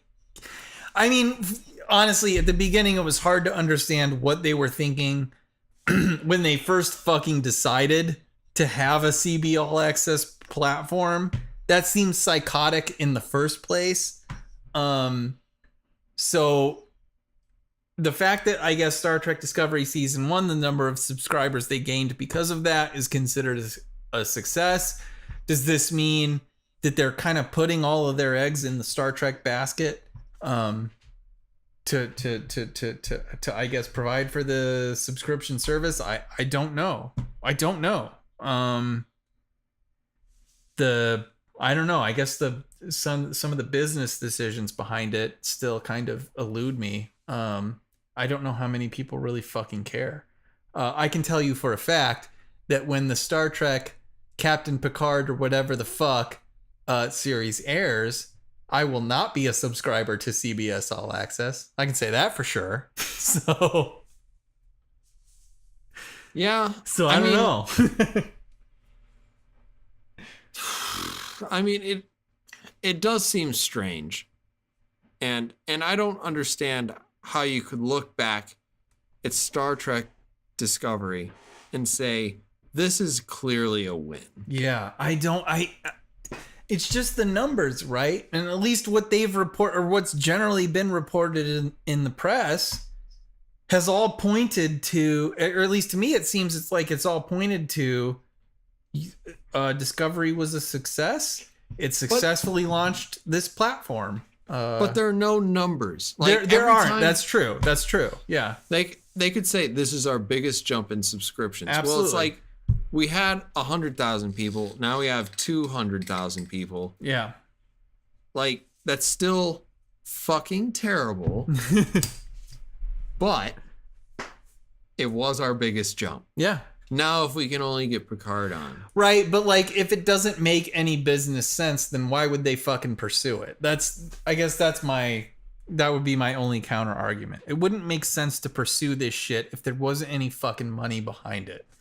I don't know. I think like there's never been a Star Trek series that has been canceled after one season. So that's true. Honestly, I never considered the possibility that Star Trek Discovery would legitimately be canceled after its first season. That's fair. Season. Yeah, that's true. That's true. So like, if they give it 2 or 3 and then they're like, well, this fucking Burnham nonsense doesn't work. Yeah. Like, I think they can say, well, we played it out and people weren't responding. Yeah. And then they can be like, we're not racist or whatever. Stupid fucking nonsense accompanies that decision. Yeah.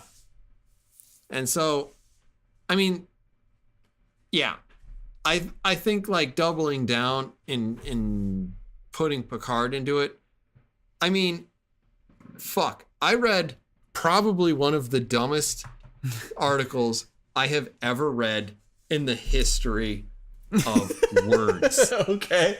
That's a long history. So so it started out, it's like something like Star Trek Picard after years, whatever it's called, is a major step backwards for the series. And you're like, what? Okay. Tell me more. And it's like Star Trek used to have white men as the lead. And then they went to a non-white female. All right. And that made the series better. Now they're going back to white men who fuck them. God damn it. Oh, I think I may have seen.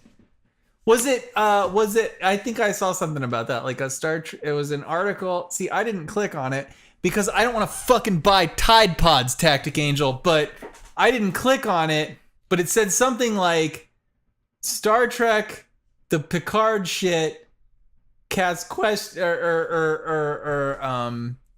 like raises questions about like Star Trek's commitment to diversity or some shit. It might have been that, but so I read the whole thing. And now here's the thing: how many Tide Pods did you fucking buy as a result of that, you son of a bitch? Because you fucking clicked on that. I have lots of ad blockers. Tide's so I really don't. Fucking stock has just goes up and up because of that shit. I just told you I have ad blockers. Then stop fucking clicking on it, man. If I have ad blockers, I'm not giving them any goddamn money. Then why are you fucking clicking on it in the first place? It's like asking to watch a commercial. It's asking to be invited into a commercial. That's it. The whole point of intellectual honesty is exploring the opinions of people that you disagree with. That's a bunch of fucking bullshit because there are opinions that are on their own face absolutely asinine and designed to incite fucking emotional reactions. That's it. That's fucking it. Not every opinion is worth consideration. That's the fucking cold truth. So we're going to move on to the fact that I actually did read it. Yes. Now what makes this funny is that they're like, you know, Star Trek Discovery has all these really progressive nonsense. Right, it has like this gay dude and this black lady. Yeah, great. Great. Yeah, you basically hit on the 2 points. Yeah. And you're like, first of all, like, that's a thing. You can mark that down if those are check marks on your fucking whatever, like, things that I want to see before I die bucket list. For sure. If Never it's on seen your them bucket before list, 2018. Never fucking seen Holy this shit. before. But yeah. I can't. It's great. No matter what it is, it's great. Yeah. So anyway, in the midst of this article that's talking about these two checked boxes that you've just mentioned, it talks about the Orville. Okay. And the weird thing is, it's like people like the Orville. It literally says in the middle of this thing, people like the Orville. Let me give you a little hint. The Orville came out before Star Trek Discovery. Uh-huh. By the time that Star Trek Discovery came out, the Orville had already done gay characters. Yeah. The Orville had already done people who were not white. Yeah. The Orville, in fact, has transsexual characters in it. And you're like, all these fucking racist, misogynist bullshit people. Yeah. And you're like, fuck you. You're not even paying attention to the shit that you wrote last paragraph. What the fuck are you telling me right now? This What I'm is saying commercialized outrage. That's all it fucking is. It's so stupid. It's the purest distillation of capitalism on the fucking internet that you can possibly come across. It doesn't give a shit. It's just designed to generate clicks for people who aren't smart enough to install ad blockers on their fucking websites. That's I it. have ad blockers. Gotcha. I don't know what to tell you, but this is bullshit. This is a fucking distraction. That's all it is. That's literally all it is. And that's why it's so dominant. That's exactly why it's so dominant, because it's designed to appeal to the simplest fucking people who will click on this goddamn horseshit and feel better about themselves for so doing. That's it. So my issue with this usually is when I read these articles. I read them and I'm like, holy shit, the person who wrote this cannot possibly be a fan of Star Trek. Probably not. Because a person who likes Star Trek would never have such a regressive... Yeah, probably the person who wrote that is just trying to pay his rent and go to the fucking grocery store. That's probably what they're doing without actually having to go into an office. Yeah. I bet he needs to wash his clothes. He probably does. He probably fucking does. I have no fucking doubt about that. But the thing is, like, you read that and it's just so fucking dumb. It is. And immediately somebody put up some fucking meme of Picard, and then the time that Patrick Stewart dressed up as a cross-dresser. Yeah. And then people had a debate about whether or not that was transphobic or not. Because they have nothing else to do. Holy shit. And I don't know how many Tide Pods were sold in the process of that interaction, but I'm sure that Tide did well.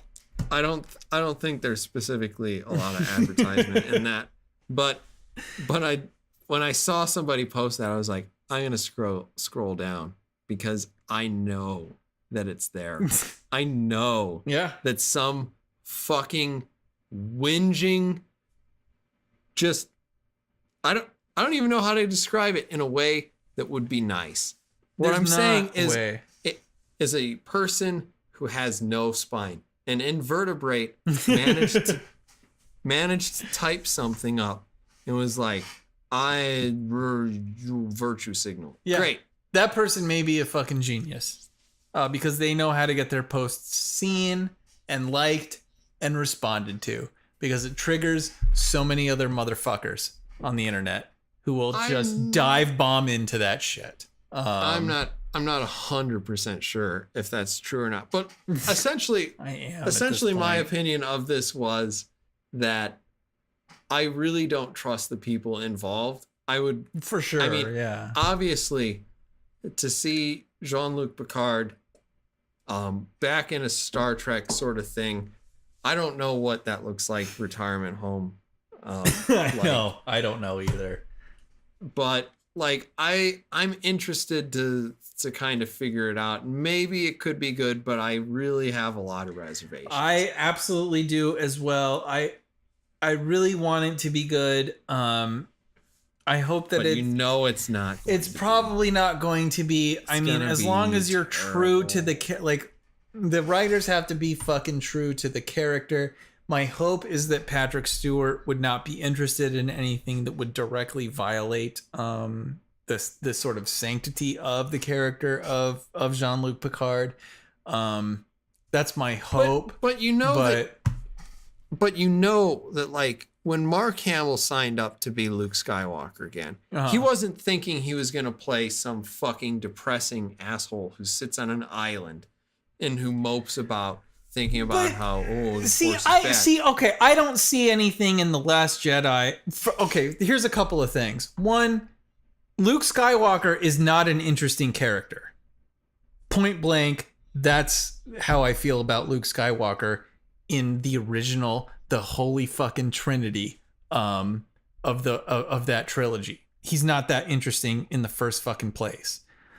So from there, I don't really think that the fact that a Luke Skywalker who failed to direct somebody to the light side of the Force would be really conflicted about that. I don't think that that's any major fucking violations. Goddamn it, I don't fucking see a parallel between Star Trek and Star Wars. Star Wars is bullshit. Star Wars is fantasy level fucking bullshit. It's not that interesting and it's not that fucking intellectual. Jean-Luc Picard had to deal with fucking conflict. He had to deal with legit shit. That's where the fucking difference is. So can I imagine a Jean-Luc Picard who can have a number of fucking dimensions and a number of fucking approaches to a particular problem? Yes, I can. Mark Hamill in Luke Skywalker, that's not a compelling fucking character. There's not really any conflict there. It's the hero's fucking journey. I mean, it's just not that fucking interesting. He's a fucking farmer who picked up a goddamn lightsaber. I don't care. I just don't see a parallel. Back? Yes. Can I push please back do. on that? Yes, okay. Please do. Whether or not you think that Luke Skywalker is an interesting character is actually immaterial to what I'm saying. Okay. Because here's the thing. Mark Hamill views Luke Skywalker as the most optimistic, hopeful character in cinematic history. And whether or not he's right, which is probably to say no, he's not. But whether or not he's right, what he signed on to do was different than what they had him do. Right, but are you saying that he is surprised? Is Mark Hamill, like, I haven't seen Mark Hamill be like, hey, holy shit, my portrayal in The Last Jedi was bullshit. Yes. I have not seen that. I thought the last thing I saw was that, like, his Ryan Johnson's whatever interpretation of it took a while for Mark Hamill to come around to that, but like he performed those fucking scenes. I have not seen Mark Hamill say The Last Jedi is a shit movie. I will find you compilations and I can send them to you after this. Okay. But suffice it to say, there are several, and when I say several, I mean like at least half a dozen cases where you can tell sort of the despair of what has come of Luke Skywalker and how it has affected him. And there's an argument out there that essentially he had to change his line because otherwise Disney was going to come down on him like a fucking 200 billion ton gorilla. Right. Or that essentially he was basically going to either get sued or because he thought that he was maybe detracting from a fan's ability to enjoy a movie. What? And if he views himself as a person who's being paid more or less to give people a good time, he's against the idea of sullying that experience for other people. So I don't know. Mark Hamill being sued by Disney for not wanting to be Luke Skywalker is a tough pill to swallow, but you know. No, it's not that. But like, okay, say you hire Luke Hamill or anybody. Somebody hires you to be somebody in a movie. Right. You shoot the movie. Stephen Colbert interviews you and he's like, what do you think of this? And it's like, you know, honestly, I was excited, but it's a complete fucking shit show. You shouldn't see it. Sure. You're gonna get. So was he performing scenes from a different script or what? Like that's what I have a hard time with. So originally when when Mark Hamill agreed to do 3 films with Lucasfilms, he did it when George Lucas was in charge.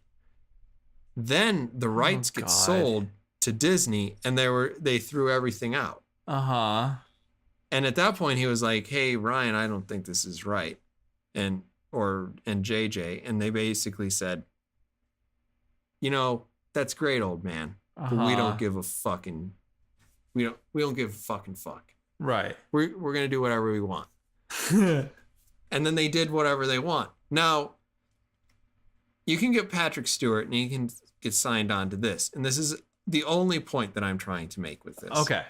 Not that Luke Skywalker is in any way a parallel to Jean-Luc Picard. Okay. But the nature of film studios is probably not significantly different between Mark Hamill and Patrick Stewart. So Patrick Stewart agrees to do this.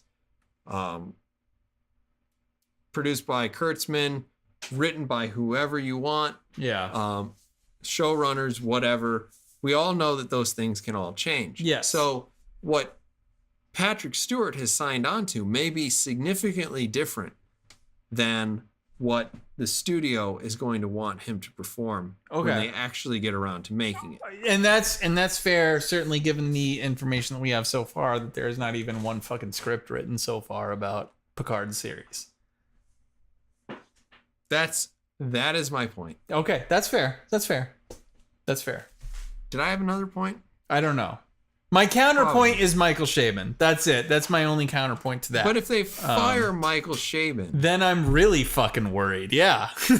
Because they fired Brian Fuller, right? Yeah, whatever that means. But yeah, I mean, he wasn't any name to me in the first place. Michael Chabon actually fucking means something to me.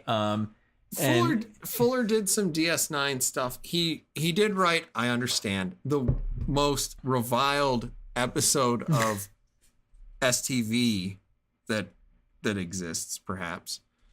But that said, he was a person who at least had Star Trek credentials. Yeah, that's true. And he got fired, and clearly whatever we got wasn't very Star Trek. Yeah. So there's reason to worry until we actually see something come out of this. There is plenty of reason to worry. Yes. Yes. There is bountiful fucking reason to worry. I am only trying to locate glimmers of hope. And those reside primarily in Chabon and Patrick Stewart's willingness so far, anyway. Do you have anything else about specifically Star Trek motherfucker? I do. So we know that Spock is going to show up in season 2 of Star Trek Discovery. We do? We do. We fucking do. I'm sorry. No. I was saying that because it kind of felt like I got kicked in the balls at the same time. We absolutely do. And so I wanted to read to you what Mr. Kurtzman has in fact said about Spock's portrayal in season 2 of Star Trek Discovery. Quote, "This is not entirely the Spock who has been formed enough to be the Spock that we know from TOS. There's a lot of story about who Spock was before he becomes the Spock that is the yin yang to Kirk. What I'm so excited about is that we have an opportunity to present a version of Spock that's both totally consistent with the Spock everyone knows, but very, very different. And it's all gonna tie to how we sync up with canon."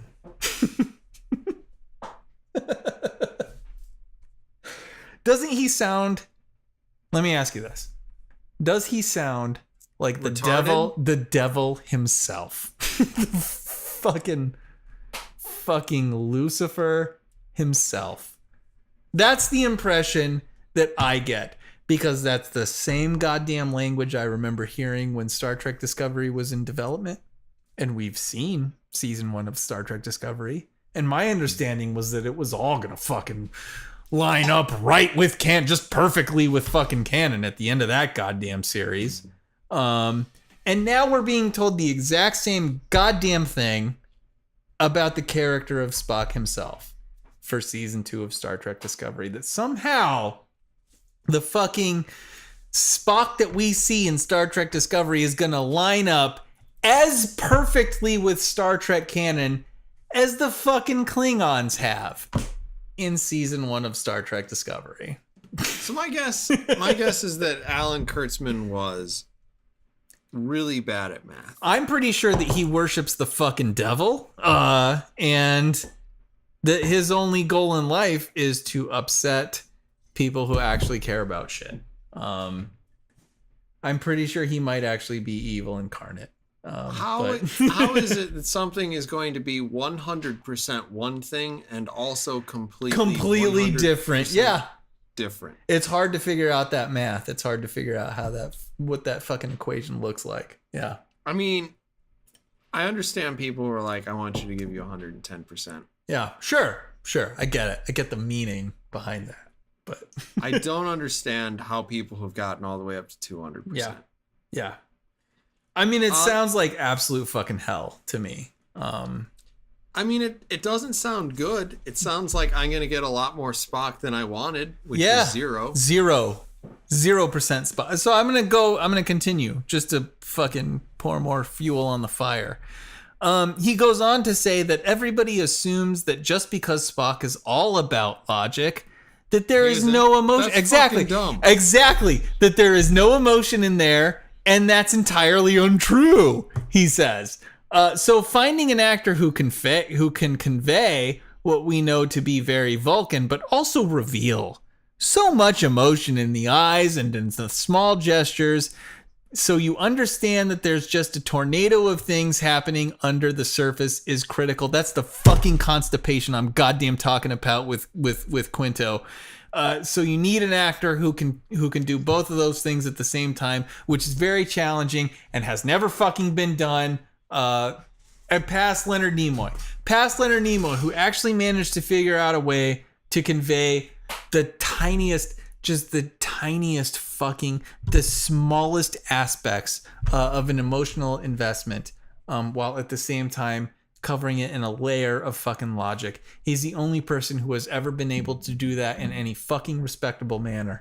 And everyone else has entirely fucking overplayed that conflict. And there's literally no person alive who assumes that Spock is only about logic. There's no Star Trek fan for sure who assumes that Spock himself is somehow this conflict-free fucking individual who is only about the logical choice. There's no legit Star Trek fan who actually thinks that. Kurtzman disagrees, apparently, but I believe my response to Alan would be, go to hell. Right? If I were human. Right. I don't know what you could say. It's almost like, I don't even know. I don't know what to compare it to, because this is one of the worst things that I could think of that you could say after Star Trek Discovery season 1. If your point was Discovery season 1, we realized that we had a few problems and this is what we're going to do to mitigate it. This just makes it worse. This perspective, this all fucking makes it so much fucking worse. I can't see any reason at this point to believe that season 2 would be any better than season 1. I think it will only be worse. I think that we will see a fucking angry and emotional bullshit fucking Spock who probably, Jesus Christ, at the end of season 2 of Star Trek Discovery comes to realize like the value of logic and the danger of emotion only through counseling from fucking Michael Burnham. That's what I expect to see. Burnham will be the light to fucking Spock's realization that like logic is the true path, is like is a better path forward. So I'm not going to think about that or respond directly to it, because as I begin, I can feel like the blood vessels in my head beginning to hemorrhage. Right? And I'm pretty sure that thought may make me die. Yeah. But I mean, this is how AIDS works, but yeah. This is the worst. I know. Okay, this is what I wanted to say, but I'm just so despondent. I'm wallowing in a bottomless pit. I knew I was going to get more depressed as this episode went forward. And So the thing about Michael Burnham, here is the positive about Michael Burnham. Oh, there's a positive. Okay. Michael Burnham is a character that no one gives a goddamn fuck about. Okay. And you can go ahead and you can go out there and you can make her a psychopath who wants to murder everybody, who wants to save Hitler in order to fulfill her own emotional validation. Right, yeah, to absolve herself. Yeah. And who gets back her commission with Star Trek, Starfleet, because goddamn it, why not? Writers are retards. Yeah. And like, you can take all of that and you can write it off as, this is a character we don't give a fuck about. Yeah. No one gives a fuck about this character. Yes. When you take Spock. Yes. And essentially what you do is make him unlikable. Yeah. Horrible. That's going to be a problem. Violent. And then realizes the consequences of his horribleness, of his horribleness, right? Of his illogic. No. Realizes. Midget Radio, you're wrong. You're wrong. Because if this was written anything like Star Trek Discovery, what would happen at the end is that the writers would just tell you that Spock was right the whole goddamn time, and that the characters didn't need to learn anything. No. Michael Burnham didn't learn a goddamn thing. No. She's still a fucking psychopath at the end. Tactic Angel is wrong because the writers of Star Trek Discovery have assumed that what Michael Burnham has done is in fact fucking logical. All of season one is logical. They're trying to convince you of that thing. It's terrible. And that's what I'm saying to you, is that they would come to the end and what will happen is like Spock will have killed all of the young and that was the logical decision. And it was fine. Yeah. And Lieutenant Commander Spock, you are hereby promoted. Yes. By the Shadow Council. Yes. Yes. To Commander Spock. Yes. And it'll be something fucking bullshit like that, because the writers are so completely bankrupt of any understanding of Star Trek that holy fuck, I'm so angry. I love that we disagree on this but are both still pissed off about it. I think that our manner of disagreement is largely semantic. It's true, it really is, but yeah. The issue is largely that they will completely sodomize the character of Spock. Oh my god, they will. Oh my god, they will. And then they will tell you at the end of it, this is the ideal version. Right. This is the right version. Yeah. Mm-hmm. This is the best version. Yeah. And they will. They will. They will. They will. This is proof that Lucifer exists. But yeah. it's absolutely how it works. This is right. And this is how it's supposed. Yeah, I don't know what to say. So like I can read comments like that. I can read those statements from Alex Kurtzman and be filled with fucking dread at what we're gonna see in season 2 of Discovery. And there is just this sad. It's like a pathetic side of myself that wants to see just the smallest, the tiniest points of lights in a Picard series. I want to see an author like Michael Chabon and an actor like Patrick Stewart explore certain moral or thematic elements more in a more complex manner. I want to believe that can exist alongside these kind of just asinine statements from someone like Alex Kurtzman. I want to believe that those two things can coexist, and it's really hard to do so. Yeah, because that's a psychotic opinion. It is a psychotic opinion, but it's also a fucking Starfleet opinion, I feel like. I want to invest in the optimism. That's what I fucking want to see.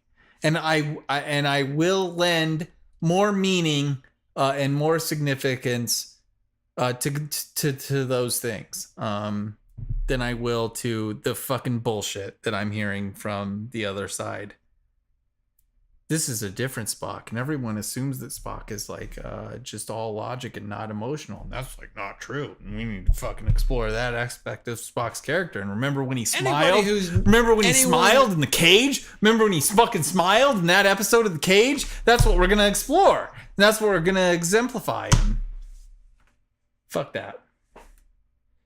God damn it. There's fucking, I don't remember what episode it was, but there's a point where Spock turns around in the original series and he sees Kirk and he's sure that Kirk is dead. And he says, Jim! Yeah. Yeah. He's really excited. Jim! Exclamation point. Yeah. And it's, holy fuck. No one who knows who Spock is thinks this thing of him. Yeah. That you think of him. Yeah. Oh, did you know that I stumbled upon this profound thing that no goddamn person in the world doesn't think already? Who knows anything about it? I know.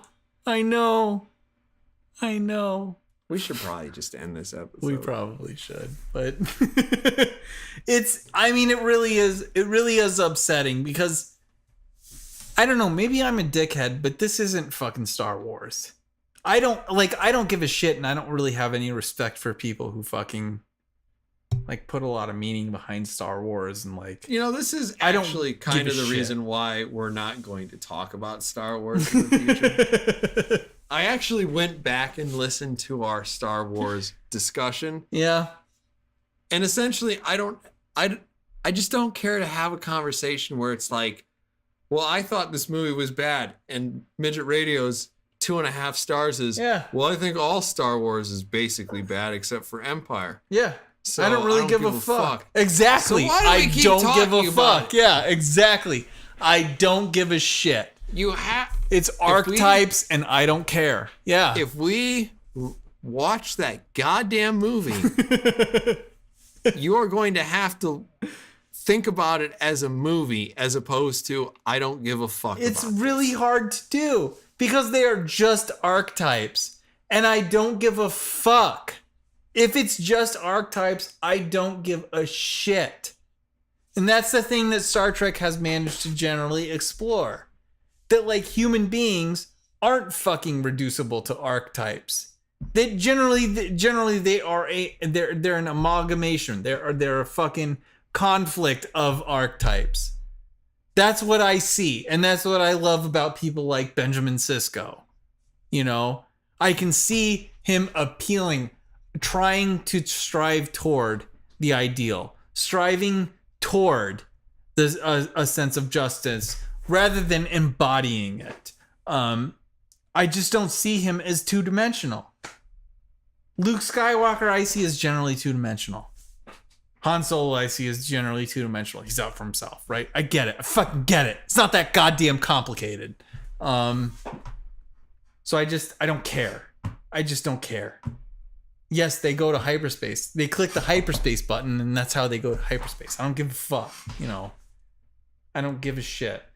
The practical or pragmatic consequences of those kind of of those kind of decisions. I don't care. So, yeah. This has been a really positive episode. Star Trek is the greatest. Because at least it appeals toward this stuff. At least it tries, you know? Sometimes. Not Discovery in any fucking sense of the word. Not in any meaningful sense. No. And the Orville does. It fucking falls short of it and is not reasonably critiqued because of that. But at least it fucking tries. And so, yes, it gets a little bit more love from me than something like Discovery. But yeah. Watch Star Trek Continues. Watch Star Trek Continues and watch the fucking Orville. I mean, it's absolutely worth it. At least it raises the fucking issues. At least it makes you fucking think about, you know, some of these things. At least it is challenging. Yeah, sometimes. This is a fucking breakthrough for you, man. It's just... Man, I have so much bullet in me. So much bullet. Finally cut through the bullshit. Watch the Orville, watch Star Trek Continues for sure. Yes, for sure. Yeah, absolutely. Yeah, I would recommend the Orville. I don't recommend worshiping it, but I do recommend watching it. And then Continues as an absolutely legit expression of something that embodies the spirit of Star Trek. Far more so than anything that has come before it. Far more so than the Orville. Way far more so than Star Trek Discovery. Star Trek Continues really, I think, loved and responded to the substantive aspects of Star Trek as a franchise more than anything else that has come before. On at least 2 occasions that I can remember, the crew of the Star Trek Continues Enterprise attempted to save someone who was directly trying to kill them. Yeah. Yeah. It's amazing. And that was interesting in the last 2 episodes too, that Kirk's admonition that like we're considering this a rescue mission. That's amazing to me, because it's like you have people who have power that is almost in some sense unlimited. They have a kind of like telepathic or telekinetic power to shut down any opposition. He's like, fuck it, we're trying to rescue these people. It's like they are a significant like danger to our way of life. And he's like, it's amazing. You're completely vulnerable to them. Exactly. You are. And it's like the right decision, the pragmatic response is execution through and through. You execute that fucking person who is that significant a threat to your way of life. And he's counseling in some sense against that, which is itself kind of like, ugh, holy shit. No. If I got the shot, I'm taking the shot. And yeah, that was one of the that was another sort of interesting aspect of that episode. And again, something that like, we're going to keep this episode of WNG just going on forever. But I mean, like, that's what's so interesting about Star Trek. Like, cause you have to consider like, right, what is the value of just survival itself? How do you compare that to the value of like, what is maybe right and wrong in a kind of universal sense, right? Do I have to do a wrong thing in order to ensure survival itself? I don't know, man. I mean, that's just what's so fucking beautiful about it. Like, because the right answer for a supremely powerful being who is completely in control of your own destiny, of your own like ability to continue living. If that person is a fucking maniac, shouldn't you just execute that fucking person in order to ensure your own survival or not? Is that somehow wrong? Like, I don't know. I have so many glasses of bullet in me. I don't know anymore, but that's what's beautiful about it. The consideration of what is right and what is wrong in a universal sense of those terms versus what will ensure my survival. Does that conflict? Does that conflict with what is universally right? That's where Star Trek lives and breathes. I don't think the Orville has asked that question sufficiently. And certainly Star Trek Discovery has ignored it entirely. But when we fought the Cylons, we did it to save ourselves from extinction. Right. But we never asked the question why. Adama, man. Why is a people worth saving? Exactly. We will still commit murder because greed and spite. Exactly. Jealousy. We still visit all of our sins upon our children. Yes. It's beautiful. It's absolutely beautiful. We refuse to accept responsibility for anything that we've done. It's not enough for us to survive. We have to fucking earn it. Exactly. Exactly. That's where its heart and fucking soul is. And where Discovery fucking absolutely misses it. It doesn't even understand that it's not playing the same game. It doesn't. It really doesn't. I mean, it is philosophical in the true sense of the word. And what is the meaning? What is the actual meaning of existence itself? Like what is the purpose behind a sentient existence? What are the values toward which we should be striving? What is the real truth of this? Apparently, for at least season 1 of Star Trek Discovery, it's whatever makes Michael Burnham fucking feel like a worthy individual.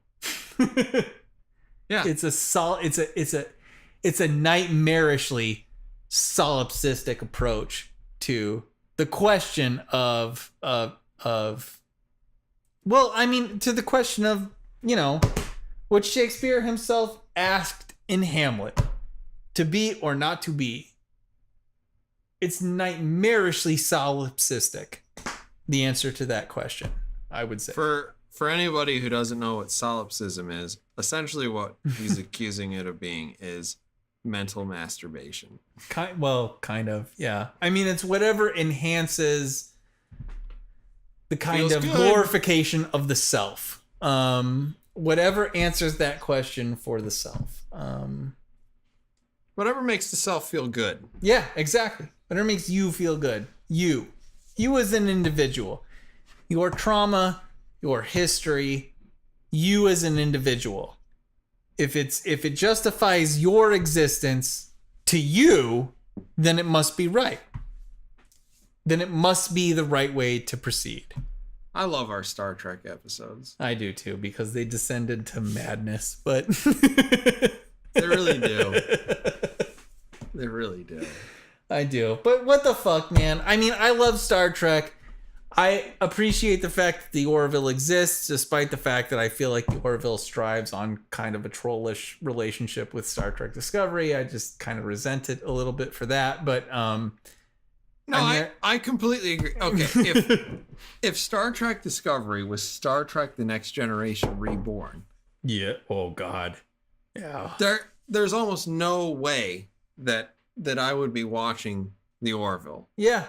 Yeah. I mean, it would have to become a completely different thing. And yes. being occasionally thoughtful, as it has been on 2 or 3 occasions, sure, is sufficient for me for a space comedy that lampoons a lot of the things sure that I love. But if it were up against actual competition, against competent people with good ideas, yes, real competition, I don't think that I would be as positive on it. I mean, it could still exist. It could still coexist in the capacity of some other show that had different goals. Yeah. But I think in a way, like, just the comparison, like, imagine this. Okay, so you don't like the Orville because essentially the Orville apes Star Trek The Next Generation quite a bit, but isn't. Right. It falls short. You're not going to get the crystalline entity. You're not going to get, or I guess it's called the silicone avatar. You're not going to get the drum head. You're not going to get all these really fantastic plots that we got in Star Trek The Next Generation. Yeah. What you're going to get are decent enough ideas that are somewhat pursued, but also haphazard. Isn't that, like, in some ways kind of a diagnostic of just the culture in which we're in right now, though?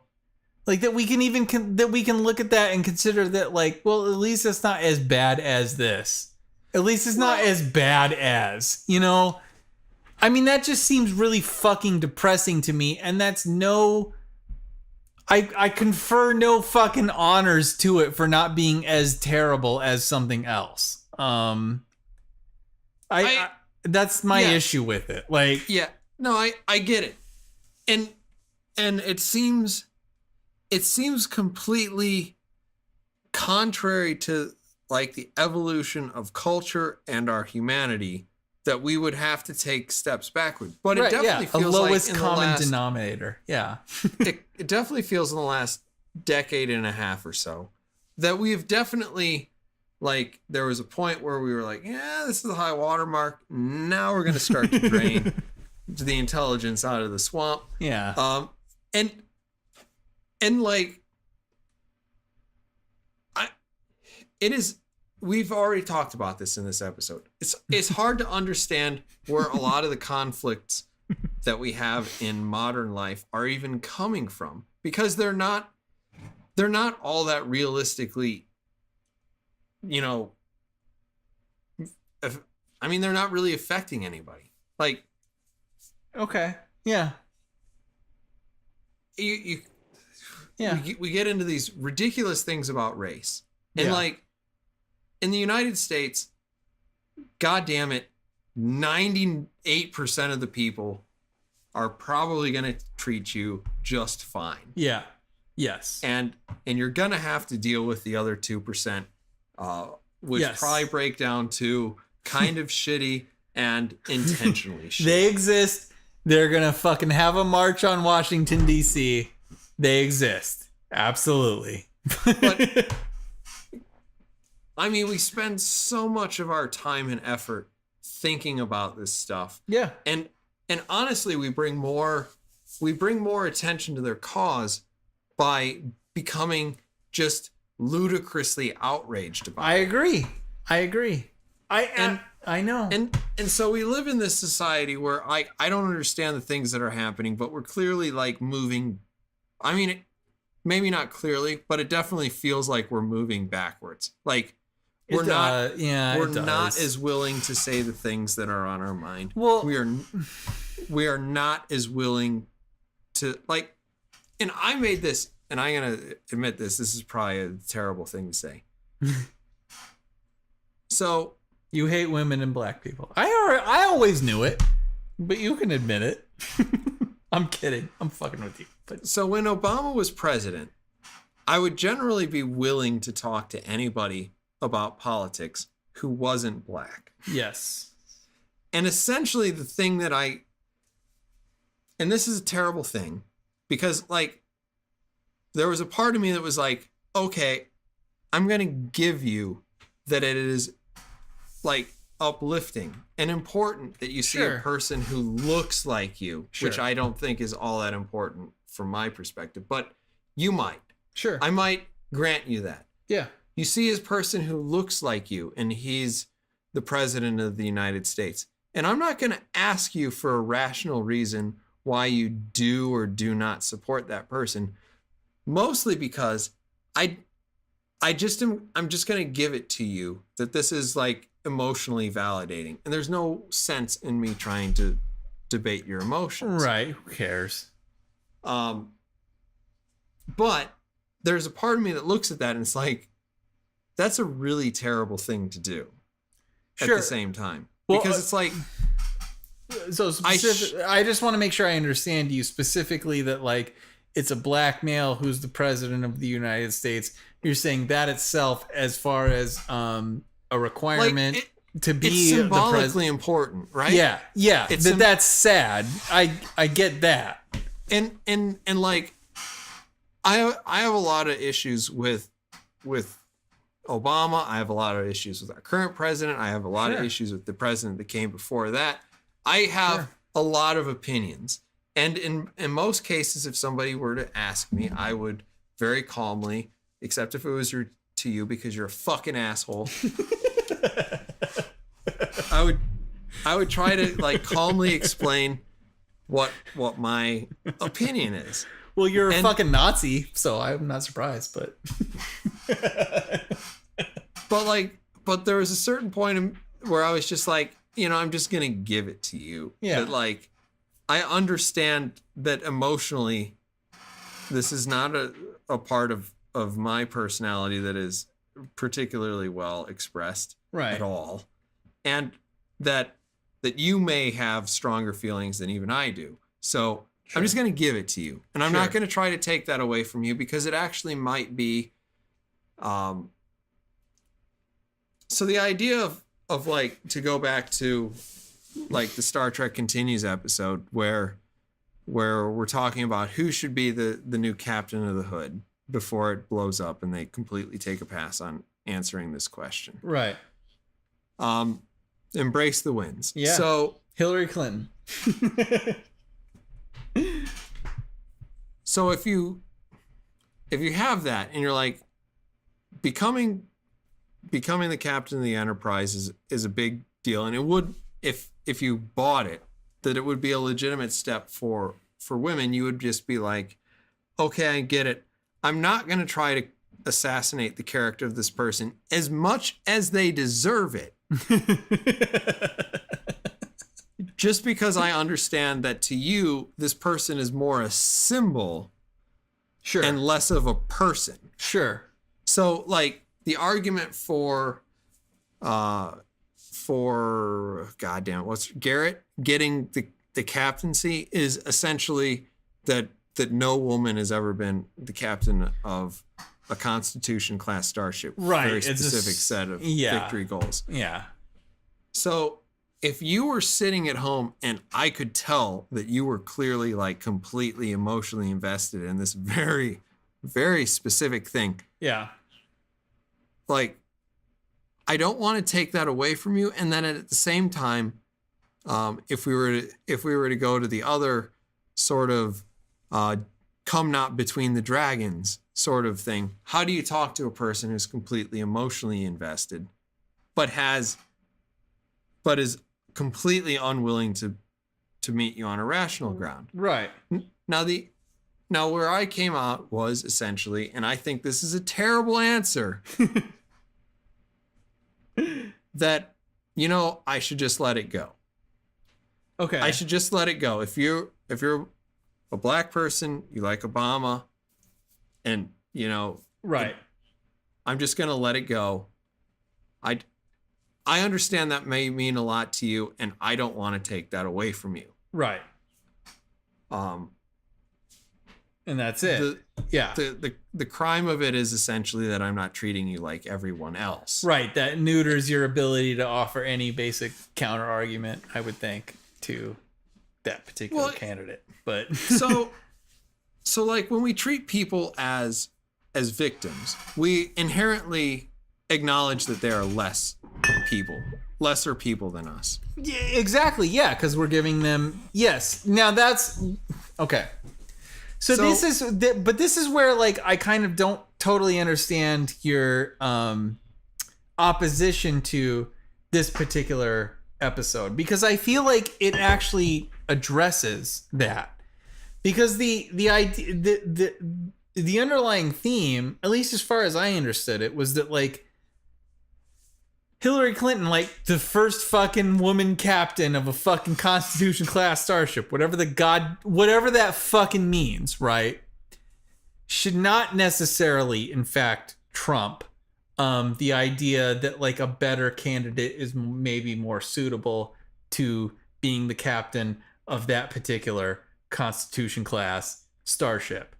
That's the message that I kind of took away from that episode. And I saw it as particularly Hillary Clinton versus Bernie Sanders, as though Hillary Clinton was exemplified in the blonde-haired fucking chick that was trying to be the captain, who did all the right shit and who fucking made all the who had all the right qualifications, versus the guy who would have been the best for their fucking job, which would have been Bernie Sanders. That episode kind of irritated me in the idea that like it was comparing Spock to Bernie fucking Sanders of all fucking people, which absolutely was an idea that existed during the 2016 campaign, that Bernie Sanders was some sort of fucking liberal ideal, some sort of fucking ideal candidate for what a government should be, which is asinine in my opinion. And certainly Bernie Sanders does not measure up to the character of Spock in any way, shape, or form. But that's the primary issue that I had with that episode. So see, I don't know. What's interesting to me is that like I see that episode as counseling against the idea that because she was a woman, that she deserved the presidency or to be the captain of this particular vessel. So I mean, that's interesting because I kind of read it completely different. And then, like, because I kind of see the characters leaning into that they should give her special consideration because she is a woman. See, I think they were arguing actually again that was an aspect of her of the argument for her captainhood, and that Kirk himself, Mignonia himself, was actually arguing against that because he wasn't on board. I mean, for that episode, he definitely was not on board with her being the fucking captain of that ship. So there's also a secondary part of what I wanted to say. Was that when I watch that episode, when I watch pretty much any episode of Star Trek, of any other show, if any of them have any merit, and they're actually trying to engage my brain in what's happening on screen. If you engage me, I'm almost certainly in what I'm seeing on the screen, and this may be particular to me, I'm going to be engaged on an intellectual level. Sure. So part of the reason why what I'm saying is I have this big long thing about how I am not challenging people of certain races or genders is essentially, I understand this is a bad idea. When I watch things like this, it makes me realize it's a bad thing. Because what I'm doing is essentially when I'm not willing to take that emotional win away from you, when I'm not willing to engage you in a civil discourse, I am in fact in a way infantilizing you, because all you're doing is all I'm projecting onto you is this need for emotional validation. Well, so you have to this belief that happiness or fulfillment is the highest thing, and that truth is not necessarily of an objective thing, that it is essentially defined by each individual. Sure. Like, that's what I'm saying. And like when I watch this episode, I have to look at it as an intellectual enterprise. No pun intended.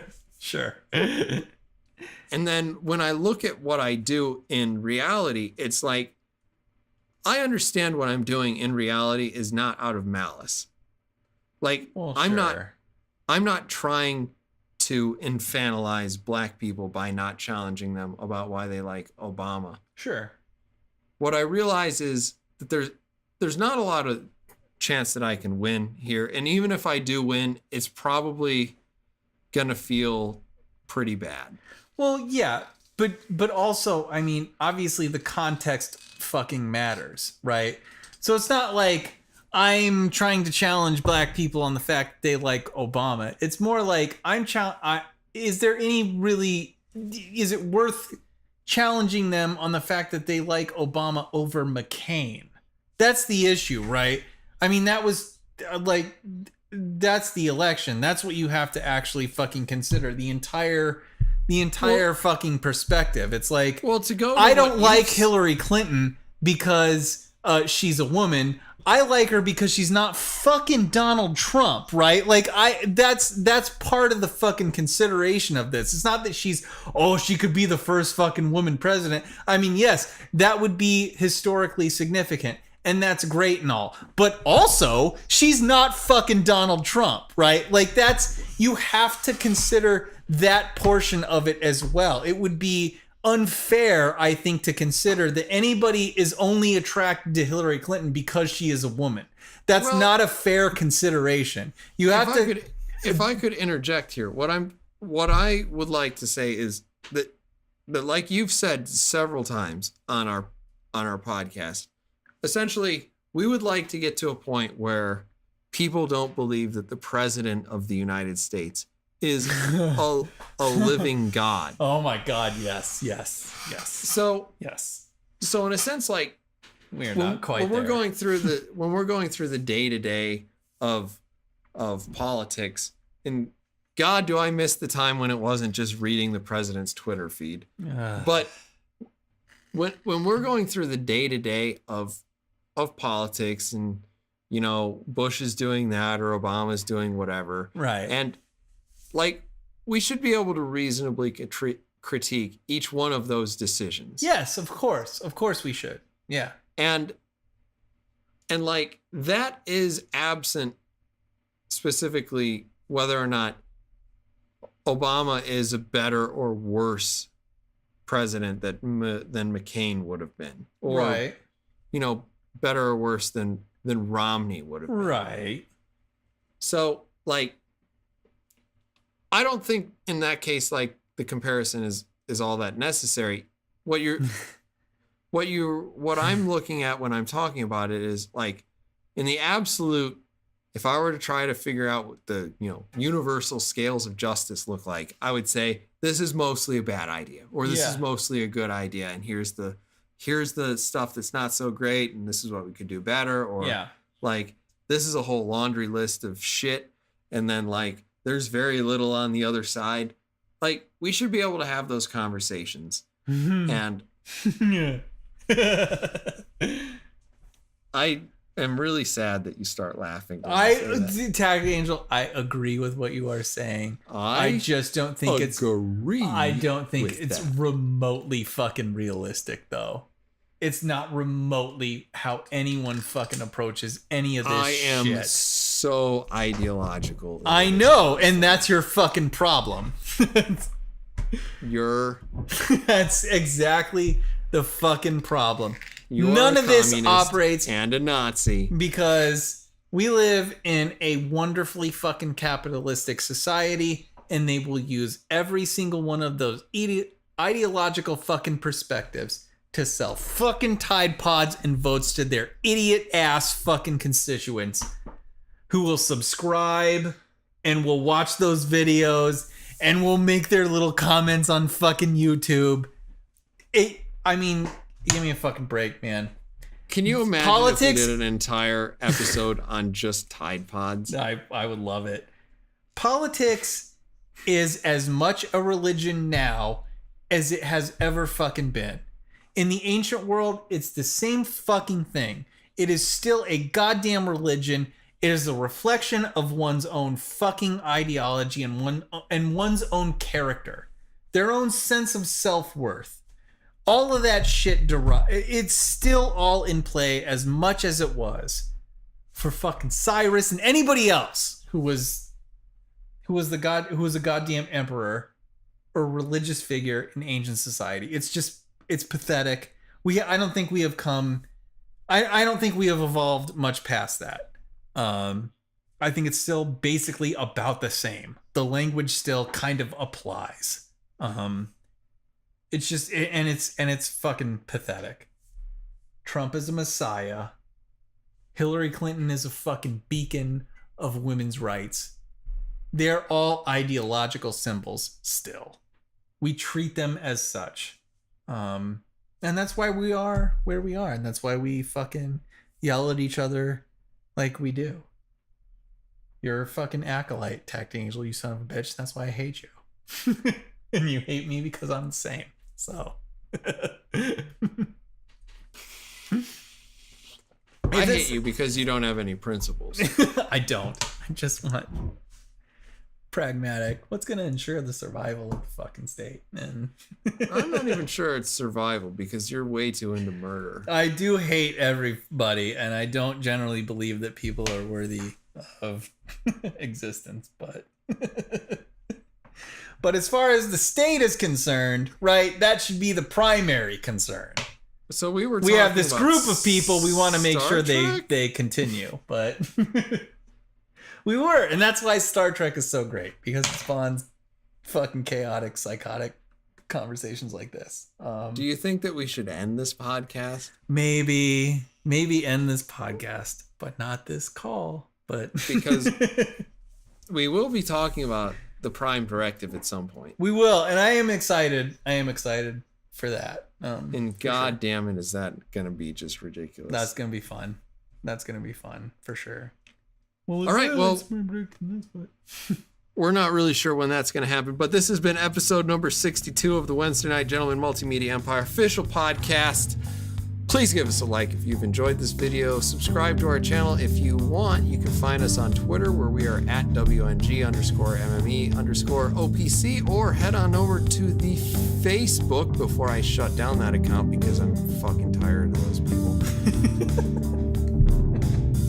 Where we are simply the Wednesday Night Gentlemen. Thank you everyone for listening. We'll see you again on episode number 63 of the Wednesday Night Gentlemen Multimedia Empire official podcast. Bye-bye.